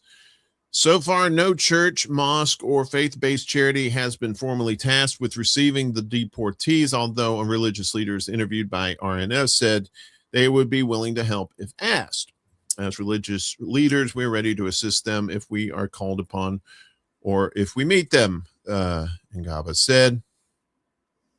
According to immigration advocates and officials familiar with the operation, the deportees are being temporarily housed in apartments in Bangui while authorities determine their next steps. Their long-term future remains uncertain, and the Central African government has not publicly clarified whether they will remain in the country or eventually seek asylum elsewhere. The International Organization for Migration is providing post-arrival humanitarian assistance at the request of the Central African government, but has stressed that it is not involved in the U.S. deportation process itself. Cardinal, this person. Yeah, not even going to try that one. The Catholic Archbishop of Bangui and internationally recognized advocate for interfaith peace said he was aware of the arrivals, but was still gathering information about the situation. Notice they didn't repeat his name down here. Good on you, article. The cardinal said the Catholic Church would be willing to assist the migrants if called upon, reflecting the church's commitment to helping people in need. Muslim leaders have also voiced concerns over the deportations. Cleric Musa Ibrahim, I'll attempt these names because I'm used to saying them and butchering them. A Bangui-based Muslim leader who has worked to promote peace and reconciliation said many of the deportees had escaped religious persecution, only to arrive in a country with its own complex history of sectarian tensions. Yes, kind of almost like out of the frying pan into another frying pan. Most of these people escape persecution because of their beliefs, Ibrahim said. But here in the Central African Republic, we have a long history of religious violence because of conflict and weak state authority. Muslims have fought Christians and Christians have fought Muslims. For more than a decade, the country has experienced repeated cycles of violence, including the predominantly Muslim Salika coalition and the largely Christian and animist anti-Balaka militias. Although a ceasefire reached in late last year reduced large-scale fighting, insecurity remains a challenge in parts of the country where armed groups continue to operate. According to the Open Doors World Watch List 2026, the Central African Republic remains among countries where Christians face significant persecution, particularly in areas where government control is weak. And the article goes on here. You can read the rest of that on our Substack. But yeah, and it just people who aren't religious being deported to these countries are seeing it rough. And I can't even imagine people of faith doing, going somewhere like that. It just seems like more collective punishment for some reason. It's the cruelty, and as Chuck keeps on pointing out, the cruelty here is the point. It's when you send some, you say we don't want you here, so we're going to dump you someplace where you don't know the language, you don't have any friends, you don't have any family, and where the situation may be far more unstable than the place that you came out, the place that you left, that you departed. And this is what we're going to do to you. There's absolutely no sense of a duty of care for these folks. And I think it's obvious that they're doing this to discourage people from even attempting to come to the U.S. and claim asylum. Yeah. So I think that, they're doing this as a way to just completely distress people to the point that they might not even make the attempt, or that they will just disappear or make themselves disappear as quickly as possible into a world of unregulated labor here in the U.S., which a lot of businesses rely on because they don't want to have to pay a minimum wage or hold to even basic safety standards. And the utter cruelty of this. And I found this article and I wanted to share it with our viewers because it just shows just how incredibly cruel this system is.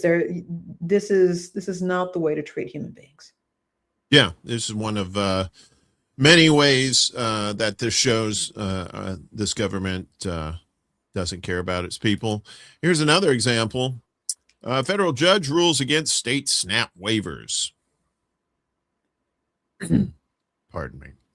A federal judge blocked the Trump administration's attempt to prevent SNAP users from using food stamps to pay for sugary drinks and candy. Judge Amy Berman Jackson of the Federal District Court in Washington ruled Monday that the U.S. Department of Agriculture could not approve waivers by states that ban SNAP dollars for unhealthy food purchases. The USDA had approved waivers for more than 20 states, considered a major victory by the Make America Healthy Again movement, or MAHA, not to be confused with AHA and Take On Me. Take on me. In her ruling, Jackson said the Trump administration and USDA could take lawful steps to encourage healthier food choices, but they could not violate the law and their own regulations along the way. As much as Trump tried, he tried to take your soda pop and candy away. Hey, some bitch. But them old federals said, nope. You're seeing a lot more judges turn on Trump now. So him taking stuff to court is probably not going to benefit him for much longer. In March, consumers in 5 states, Colorado, Iowa, Nebraska, Tennessee, and West Virginia, sued the Trump administration over the SNAP ban, arguing it violated laws authorizing SNAP and governing policy changes. The National Center for Law and Economic Justice filed the lawsuit on behalf of the consumers, arguing the USDA authorized states to narrow the statutory definition of food haphazardly without statutory authority or evaluation methodology and without notice or input from people and retailers. The policy directly impacted. Retailers complained the waivers made things difficult at checkout. Yes, more bureaucracy.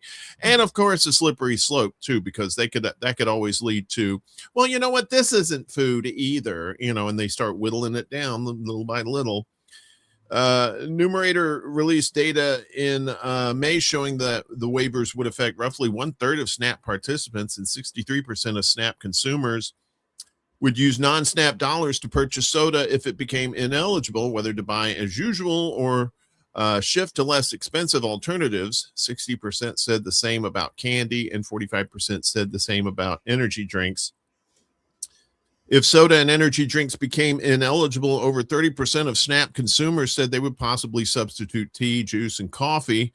Candy showed a similar pattern, with fruit, ice cream, and fruit snacks each cited by over 30% of SNAP users as potential replacements, according to Numerator.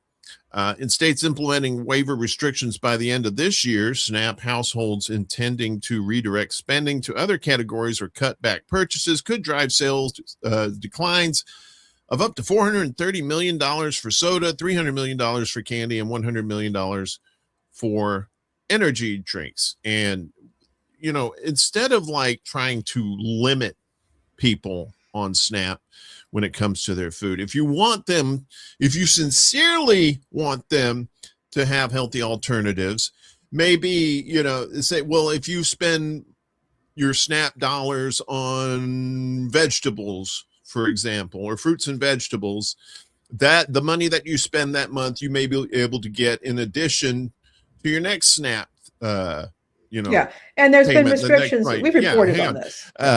So, I mean, that's not necessarily an end all be all, but that could be one option to incentivize people to eat more healthy foods instead of punishing them by saying, oh, well, soda and candy. Well, in moderation, soda and candy are just fine. They're probably about as safe as anything else with microplastics in it and whatnot. But, this is, again, it's just more punishment. It is. And this is something I've been railing against for a long time. As we reported a couple of weeks ago, there was one state, was it Mississippi or Missouri? I don't know, but they'd cut the program that would double SNAP benefits at a farmer's market. And this is a state by state basis, and the farmers markets can make their own decisions about this sort of thing. But again, these programs have been successful where you can get the tokens and you can actually multiply, in some cases, triple your SNAP dollars at farmers markets. So, that's one option. The other thing that they've pointed out is that when you have these states that are going to restrict certain categories of food because they've decided that it's unhealthy, that mucks up things at the cash register. And that makes it harder for the retailer. It's humiliating for the consumer, and it makes things harder on the cashier, and it slows things down for that business. And grocery stores are operating on razor thin margins. So this is disincentivizing the acceptance of SNAP benefits.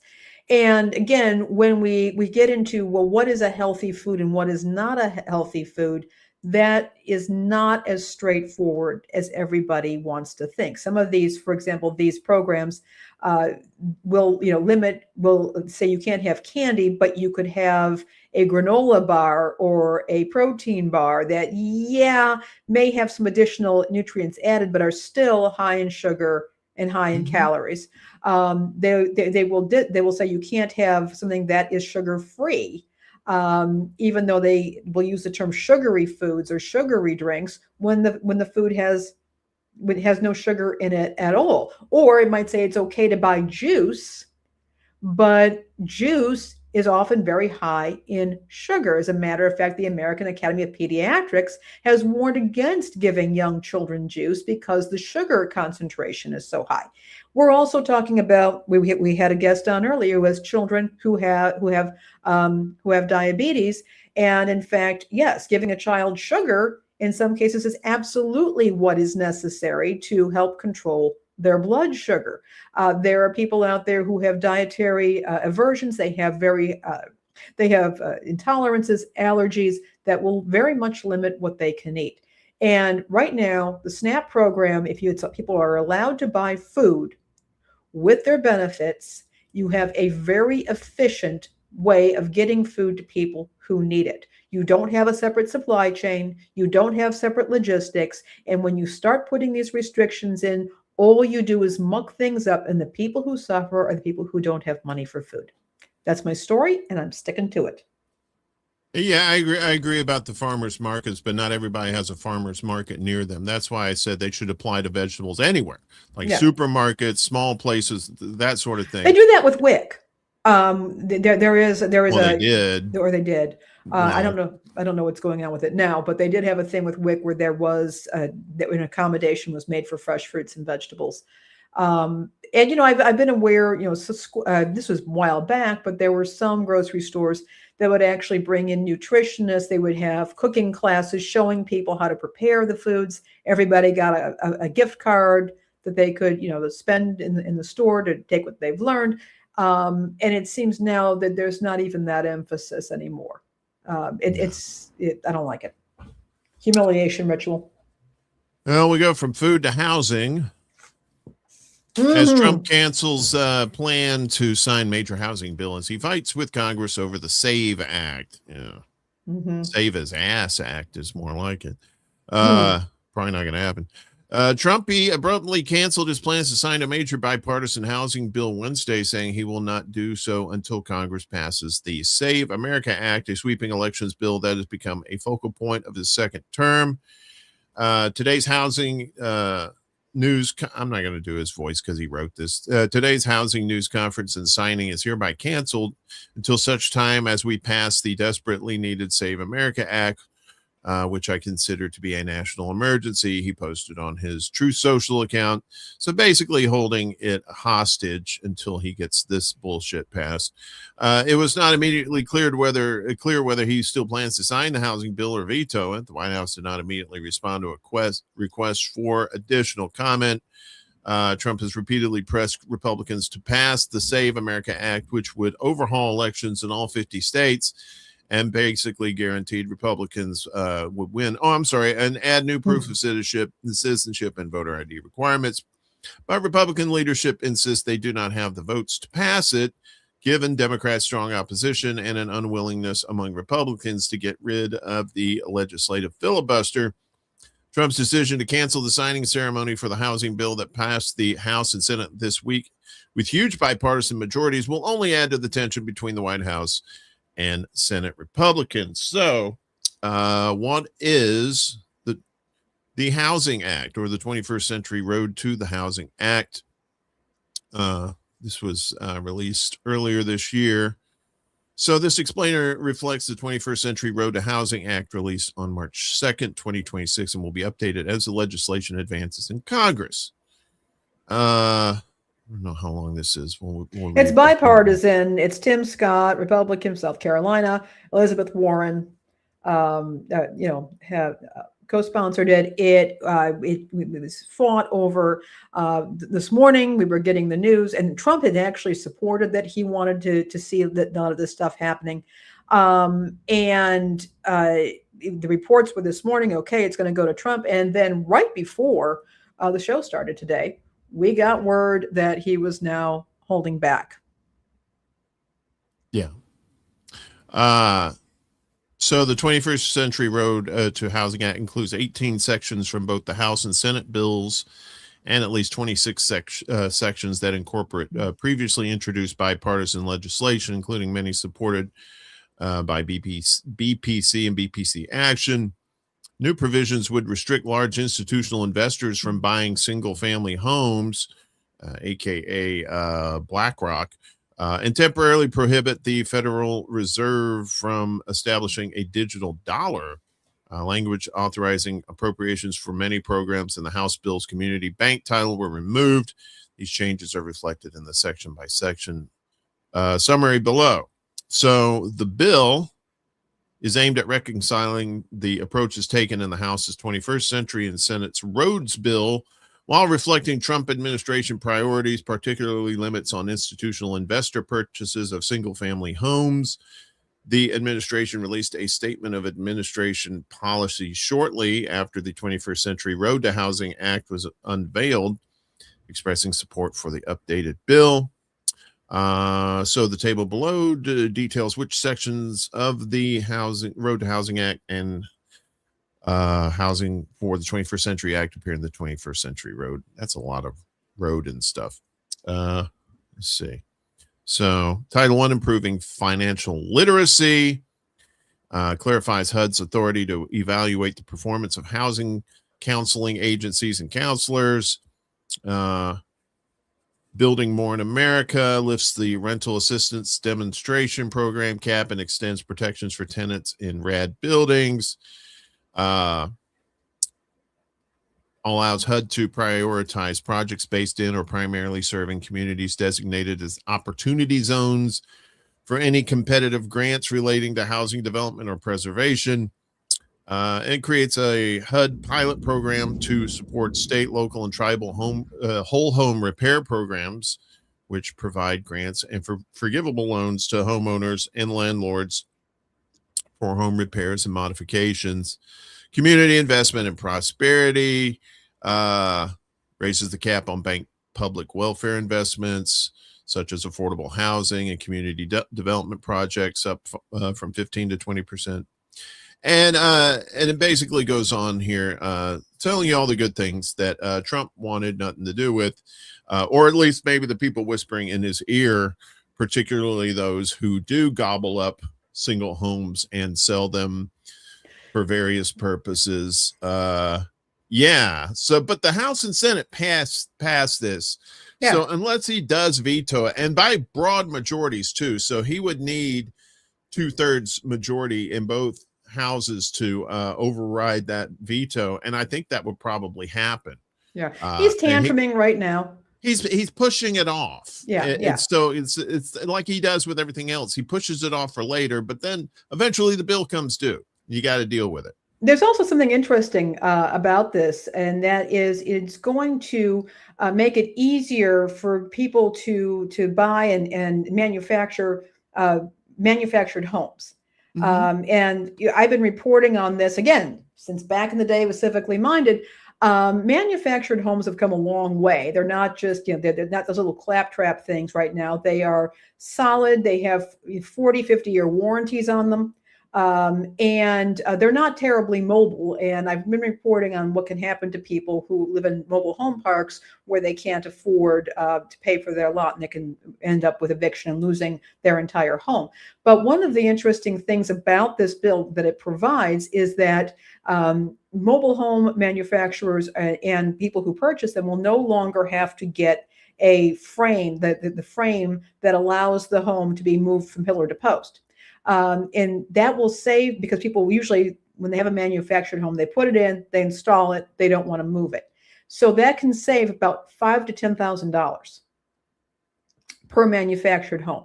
So this can be an exciting opportunity for people who perhaps are looking to be able to buy a home or to afford a home, being able to get something in a well-managed mobile home community. And again, there are some very nice ones out there. This could be an opportunity for home ownership for people in many areas. And that's something I think is very positive. And you're seeing an uptick in people not only just living out of their buying an RV and living mm-hmm. out of it, you're seeing a lot more of that, but the mini homes, mm-hmm. a lot more people are like saying, tiny homes, the tiny homes, I don't need that much space, but I can still live comfortably in these things. And my favorite is the 3D printed houses. Have you ever seen these big manufacturers with the big, like the videos, and it shows the arm? Yeah, I've seen them. Yeah. I mean, you're probably going to see a lot more of that in some places where people are like, look, I'd love to have like a foundation house, but I don't want to pay $1 million for something that's going to be tiny, when I could just have somebody come out with concrete mm-hmm. and do the 3D printing thing and make it almost practically perfect, you know. So that's future stuff right there. But I totally dig that. You know, I lived in an RV for a while. I was when I was living out in the woods in Oregon. I bought a 30-year-old RV, fifth wheel, and it was a lot of fun. I'll try to find a photo. I'm telling you, as much as I do like people, but I don't love them that much. I want to get in an RV. I don't want to go to Bigfoot country and live out there, and hopefully they'll take me. Maybe they'll think if I change all this to red, maybe they'll think I'm one of their own. So that's one can hope.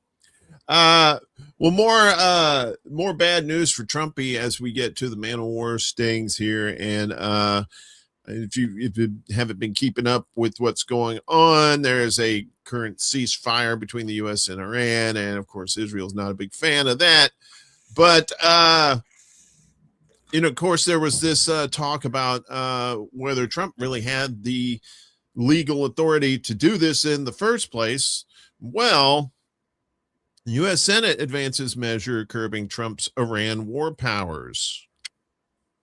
So finally, this was a party line deal, but it did get done. The Senate advanced a war powers resolution on Tuesday that would end the war unless Trump obtains Congress's authorization, a rare rebuke of Trump after U.S. and Israeli forces began striking Iran back in February. The vote on a procedural measure to advance the resolution was 50-47, as four of Trump's fellow Republicans voted with every Democrat but one. You probably guess who that was. In favor. 3 Republicans missed the vote. Oopsie sauce. Sorry, I had some oppression I had to go do. The result was a victory for lawmakers who have been arguing that Congress, not the president, should have the power to send troops to war because, it's kind of a constitutional thing, However, it was only a procedural vote, and the resolution faces steep hurdles before going into effect. Even if it eventually passes the 100-member Senate, the resolution must also pass the Republican-led House of Representatives and garner 2/3 majorities in both the House and Senate to survive an expected Trump veto, which I doubt that would. I doubt it would survive that, because the House voted. The House voted on this too, but they had a different. I think they had a different resolution, but it was still the same thing. So Democratic Senator Tim Kaine of Virginia, who co-sponsored the resolution, said a ceasefire offered Trump an ideal opportunity to make his case to Congress. As the president has said, Tehran has made a new proposal to end the U.S.-Israeli war that began on February 28th. That's the perfect time to have a discussion before we start up war again. The president is receiving peace and diplomatic proposals that he is throwing into the trash without sharing them with us, Kaine said during the debate. And so, of course, John Fetterman was the only Democrat to vote against the measure. He's the new, what's his name? Joe Manchin. Yeah. He had to take Joe Manchin's spot. Basically, that's pretty much it. But the story is that this may even be a moot point anyway, because I think Iran has decided that this war is over. Because if you look at it like this, if Trump takes the deal that they'd already settled on, which you're starting to see, Israel is starting to pull out of Lebanon, or at least stopping the fighting. They're not pulling out yet, but Iran knows they have the upper hand when it comes to these negotiations, because they say, okay, give us your worst. Well, they didn't give them their worst. They didn't nuke them, but the United States did give them a hell of a pounding with missiles and stuff. And they still said, that's all you got, bro. And the United States is not used to that. They're used to cutting the heads off, of these figures in these countries and just going in, setting up their own people or putting in their own puppet and that kind of, and it didn't happen in Iran this time. And they're like, we don't know what to do. So war may not even be an option for Trump anymore, especially with these oil prices going through the roof whenever they do go to war with each other. Well, I agree with your analysis. I'd say it's about time. And, we're looking incredibly stupid at this point. We seems to be going on this decline of intelligence quotient here in this country. So We'll just say we're from Guam, Lainey. You're in Guam. I'm in another country, not the United States, right? Yeah. Okay. We have nothing to do with the United States. No, I'm kidding. But yeah, I think the hubris with Trump and particularly Israel too, that they thought, okay, we could just take out Iran fairly easily. The intelligence that they should have listened to said not so much. And now now Iran is turning out to be in a better position than when before Trump attacked. Right now they'll be able to collect fees of people coming through the Strait of Hormuz. They're going to get sanctions unfrozen, and they're going to get reparations. Allegedly, at least that's what the agreement said. So it's like, maybe don't go to war with people until you actually know who you're fighting in that war, and get Congress to give you permission before you do. Good idea. Yeah, always a good idea. Yeah. I'm not a big fan of Congress, but at least in this case, at least it's in the Constitution. Maybe do your job. It's in the Constitution. Yeah. Mm. Yeah, you would think. Yeah. Put on your waders. We're going in the press pool as the FCC takes aim at Disney's push for public support amid regulatory probes. And there's a regulatory probe right there.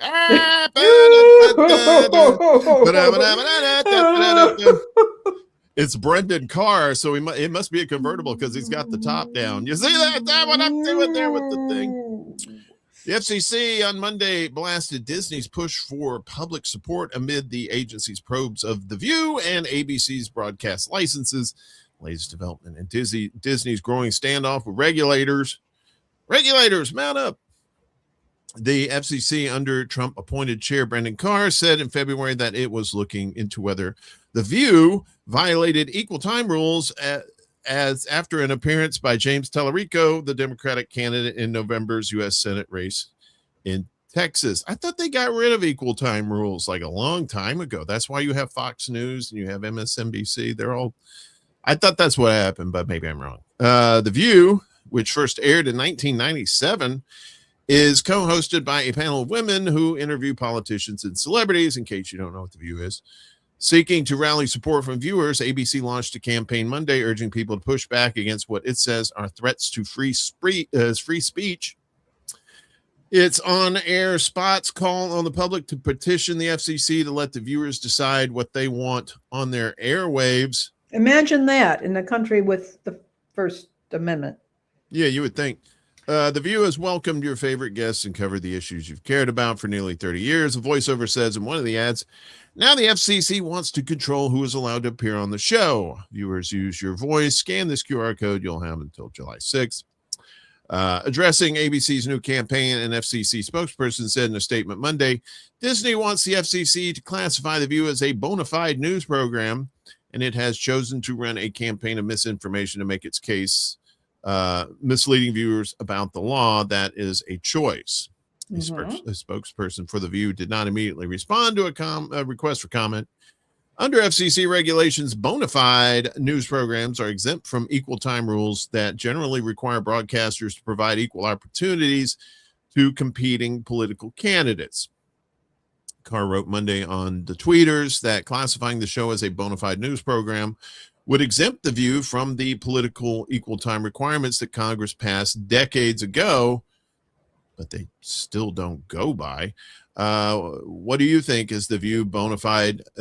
Is The View bona fide news? Carr continued. ABC argued in a filing to the FCC in May that The View airs under an exemption to the equal time rule granted to it more than 20 years ago. ABC's filing was registered on behalf of KTRK-TV, the network's own station in Houston, with ABC's lawyers saying the station was ordered to file a formal request asking whether The View qualified for the exemption. The network said it has never been disputed that The View is a so-called bona fide news show. Some may dislike certain or even most of the viewpoints expressed on The View or similar shows, ABC said in the 52-page document. Such dislike, however, cannot justify using regulatory processes to restrict those views. The FCC issued an order in April directing Disney's 8 owned and operated television stations to file their broadcast license renewals ahead of schedule, following a clash between the White House and ABC over a joke. Late night host Jimmy Kimmel made about First Lady Melania Trump. Carr has previously insisted the ABC license review stems from the FCC's probe of Disney's diversity, equity, and inclusion practices, not speech. Trump has frequently complained about ABC in recent years and in 2024 sued the network for defamation. The network settled the suit later that year after Trump won a second term. Trump on Monday threatened to sue the network again over its coverage of problems with the Lincoln Memorial reflecting pool following renovations gone horribly awry. So we're preparing lawsuits against ABC for false reporting. Whatever. Okay, so The View, in the name itself, means it's not a bona fide news program, because The View means you're giving your opinion on something. Now, you may have news articles. It's kind of like what we do. We provide you news information, and at the end of the giving you that information, we both comment on the information, right? And that's a view. We're giving our views. That being said, though, you can't have the FCC telling you what to say. Well, I think what they're saying is that, I mean, that bona fide news or news programs are not required to give equal time. And in this case, they've decided that The View is not a bona fide news program for whatever reason. The thing is that there is editorialization that goes on some news programs, and nobody's questioning that they're going to have there are evening news programs or morning news programs where somebody does give their opinion, or they have a panel discussion. There are opinions given, so it's not straight news reading. They're actually inserting their opinions there. And what's happening here is the FCC has pointed at The View and said, well, this is not a bona fide news program. So I have my own opinions on why that might be. But I think that in my view, there needs to, in a country with a First Amendment, freedom of the press, where the press should be free to criticize, there should be a broad definition of what is news and how we interpret things. You may choose to not, you don't like The View, you don't see it as being particularly useful, but it is a news program. They are bringing news stories to the public. They're also discussing them. They're having a conversation, but they are doing that. And what's happening is the FCC is saying, no, it's not a bona fide news program. And I'm saying, I don't think that the FCC is in the business of picking and choosing between news programs to decide what is bona fide and what is not. Well, as someone who was an actual journalist back in the day, seeing what's going on today, this is the fault of CNN back in the 80s, because when CNN came on board, headline news, I guess to a certain extent too, when you had this 24-hour news cycle, you had to fill the 24-hour news cycle. And there was only so much news at the time that you could put on there without having to repeat it over and over again. So whenever we went to Iraq the first time, right, the Gulf War, the Iraq, before, his son did the second one, that's where you started seeing frequently more experts coming on. You've heard about the generals that were on there that were talking about giving their opinions about stuff. They weren't relaying, sometimes they were relaying factual information, but that doesn't mean it was news. It means the most of it was their opinions on what was happening, because they weren't there on the ground. They didn't know what was happening then. So then all of a sudden opinions started flourishing within regular, like your ABC, NBC, CBS, which you never had before. Yes, you had anchors back in the day who would give an opinion on something, but it had to be something powerful, like JFK getting assassinated. All right, Walter Cronkite's not going to be a robot and just report the news. This is something tragic that happened. 9/11 is another one too. It's just something so bigger than anything else that, of course, you're going to express your opinion in there. But that didn't used to be a thing back in the day. And now it just seems like you can't even tell what the news is from the opinions. We can, because we consume a lot of news and we're intelligent people. But some people are just like, hey, he probably got a point, and that guy's probably just giving him a line of shit because it's an opinion, and you know what I mean? You know the thing. Right. And this is, we've been reporting on this. The FCC under Brennan Carr has been effectively, they don't like the news coverage, or they don't like the coverage that's going on. He is threatening broadcast licenses. Yes. He is coming in and saying we can hasten the renewal period, and we're going to force you to do this. And he has said we're going to do this the easy way or the hard way. He has used threatening language and to do this because he doesn't like the content, or he doesn't like what he calls DEI at these stations. And again, for me, it is, first of all, you shouldn't be threatening the license of a station. If a station has done something, a broadcast station has done something illegal or has violated the regulations, certainly there can be a hearing to suspend that license. But the idea of accelerating the renewal period from what had originally been in place just to give somebody a station a spanking, I think is a very dangerous precedent. Disney has the money to fight this. A small broadcast station somewhere else may not. And again, regardless, I'm not a fan of The View. I've never particularly, it doesn't appeal to me. And I absolutely agree that journalists need to be careful in how they present the news, and that they can separate fact and opinion and make their product very clear in that regard.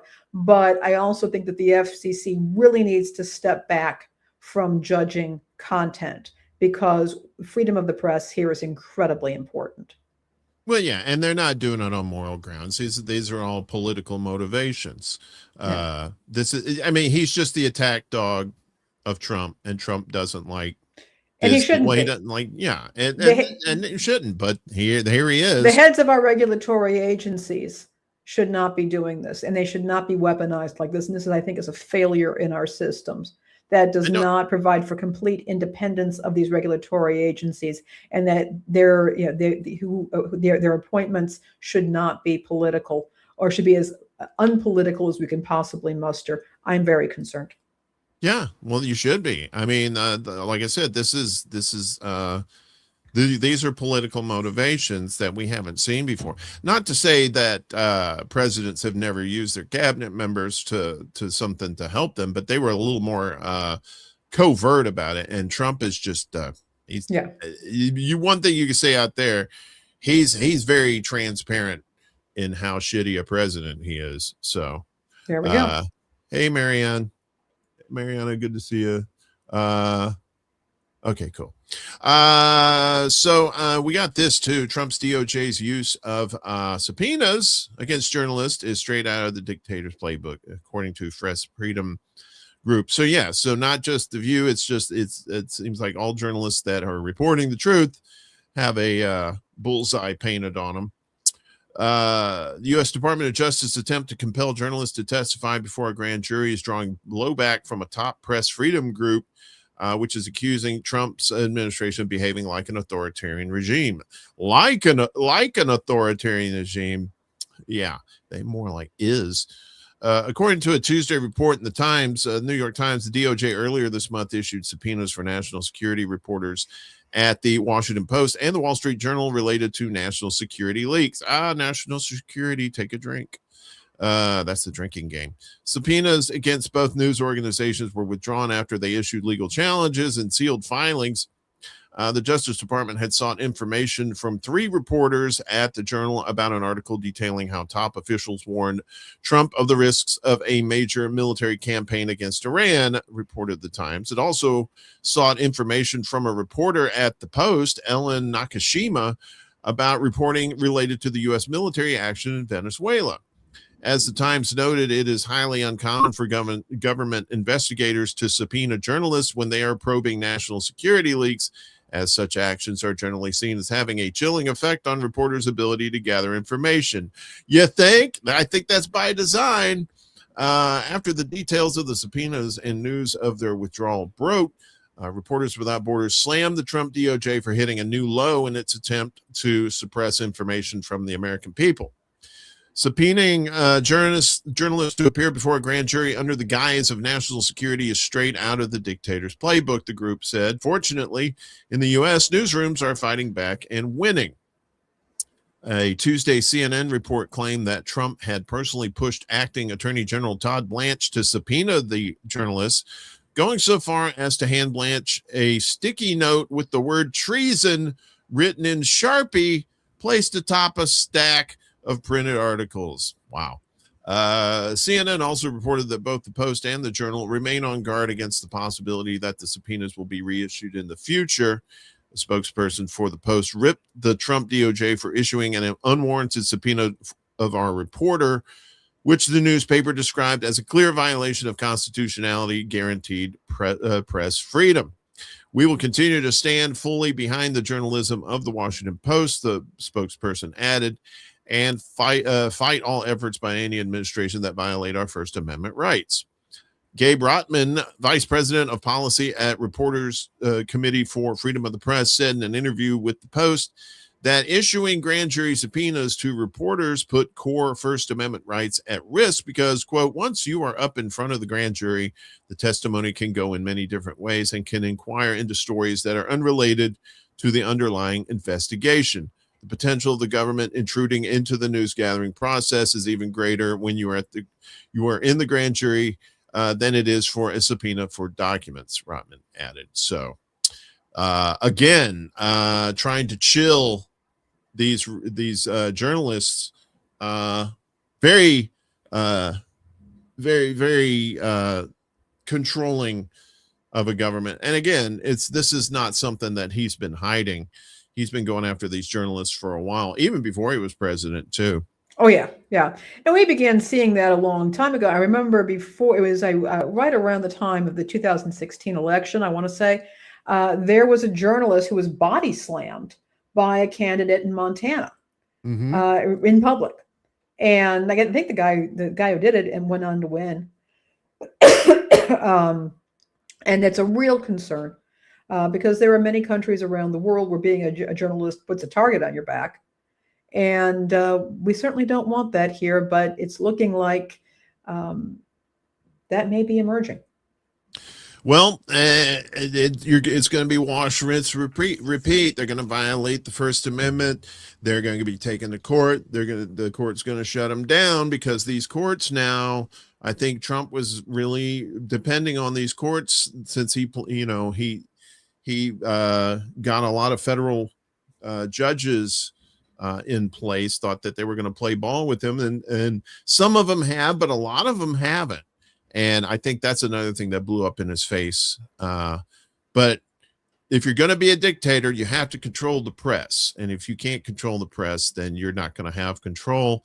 And right now we're seeing the press in the battle for its lives as far as its relevance and, their sincerity in providing actual news. That's why I always tell people, yes, it's good to listen to journalists, but follow the money. If they're independent journalists, see who's funding them. And if they're just, nickel and diming it, just getting donations from people, chances are they're going to fight harder to give you the truth as these other places do. But, that's something we have to do is keep telling people that, look, the press is under attack. Well, actually, I should say journalism itself is under attack, and we have to keep fighting. Indeed. Well, in this case, the FCC is going right after the mouse. So and I'm not a huge fan of Disney by any stretch of the imagination, but all eyes on this case because the fallout can be significant. Yeah, there could be precedent too. It's like if for some reason Trump actually wins against them, then anybody, because basically people are just going to say, well, if Disney can't fight them, what chance do I have? And they won't even, it would be very devastating. So in this one case, go Disney. Yeah. But just this one case only. Finally today, let's end with some fun news. Can you ride a skateboard, or do you have the ability to ride a skateboard? I do not. I have no balance. Yeah, neither do I. Even if I wore New Balance shoes, I still would have. I was just about to say something like that. Yeah. The new and New Balance would somebody Letterman would come along and rip the O from his Letterman sweater and turn New Balance into No Balance. In other words, I can't skate. I can't ice skate. I can't roller skate. Can't do the skateboarding. I can't water ski. I can ski on snow skis, but I don't know how to turn and I don't know how to stop without falling on my butt. All right. I couldn't imagine what this guy was thinking. So this guy, skateboarder, crosses the U.S. coast to coast on a skateboard in 39 days. That's pretty fast. It is. There's we'll play a little bit of this if Lord willing and the creek don't rise. We don't have to have that. But yeah, here he is. He started off in California and he ended up in Florida. So he took the southern route. There's a gentleman right there and some of his pals. All right. So he doesn't document the whole trip. That would take forever. So a skateboarder traveled from California to Florida in just 39 days in an attempt to break his own Guinness World Record. Oh, look at him. Wasn't satisfied. So Chad Caruso made the journey of more than 3,000 miles from Venice Beach, California to Jacksonville, Florida between May 1st and June 8th, averaging 72 miles a day. Hopefully it was all downhill from California to Florida. That would be awesome. Skateboarding back would be the more difficult. So Caruso, I'm kidding. It's not all downhill. Caruso, who has chronicled his journey on YouTube and previously skated from Venice Beach to Virginia Beach, Virginia in 57 days, 6 hours and 36 minutes back in 2023. That trip earned him the Guinness World Record title for the fastest crossing of America on a skateboard. He said his latest trip was about both breaking his own record and celebrating 10 years of sobriety. Skateboarding was the thing that kept me out of trouble. I did it my whole life. I was obsessed with it, got injured, and I ended up quitting. Caruso told Action News Jacksonville. Brought it back and everything turned out better. His trip raised money for Natural High, an organization that encourages kids to be active and stay away from drugs and alcohol. They said, I couldn't do that. I couldn't skate from the front door to the corner without just wiping out and me saying, screw it, I'm done. No more broken bones. That would be terrible. But he did it for charity. So it wasn't like he was just trying to, do it. And he was trying to break his own record, but also, if he can help some people I think it's great. I think it's great news. Great to see some people do that kind of thing. That's what they call feel good news, folks. That's why we put it at the end of the show. So it's the awful news we told you before to totally put you in the bottle. We can at the end at least give you a little upswing. Be a little at happy. The end. Yeah. So again, I could never do that. But maybe get on one of those Walmart hover rounds. I could probably do that. You know what I mean? I think Target has them too now. And like all these stores have these big hover rounds that you can You ever get on one of those? Like when you're in one of those big stores? No, I've never seen them. Well, you've never seen them? No, I don't know. No. A lot of Southern stores have them though. Oh, okay. Because we some big people down there. We like to eat. Like to eat. But yeah, a little hover around. You ever seen the commercials for hover around? These people? Okay. We got to get you a hover around just for fun. Okay. Me too. I want one. So I guess that's it for today. We'll be back again next week. Same bat time, same bat channel. I'll be back for Morning Extra Friday morning. And always a great show. We try to be give you some news that a lot of people may not be reporting, and then with secret show on Saturday night for funsies and good times and sillies. Maybe you'll learn a little something here and there. We like to do some of the sciencey stuff on there too, so it's kind of fun. Anything you got going on with anything you want to end out of here with? I'm looking forward to Morning Extra. I'm also looking forward to the secret show because that's always a great way to spend an evening.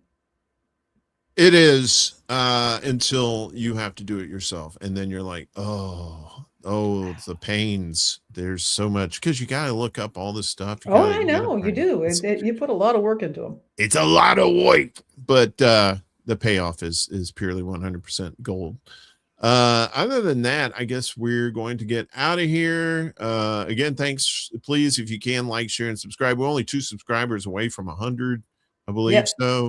So if you're watching this live or in the future and you haven't subscribed, please do so. And we'll have all these stories in full on our Substack for you. And all the links are down below. You can see them right And I there. just put our link tree also into the comments. Right on, right on. We will see you guys when we see you. Peace out. All right, take care.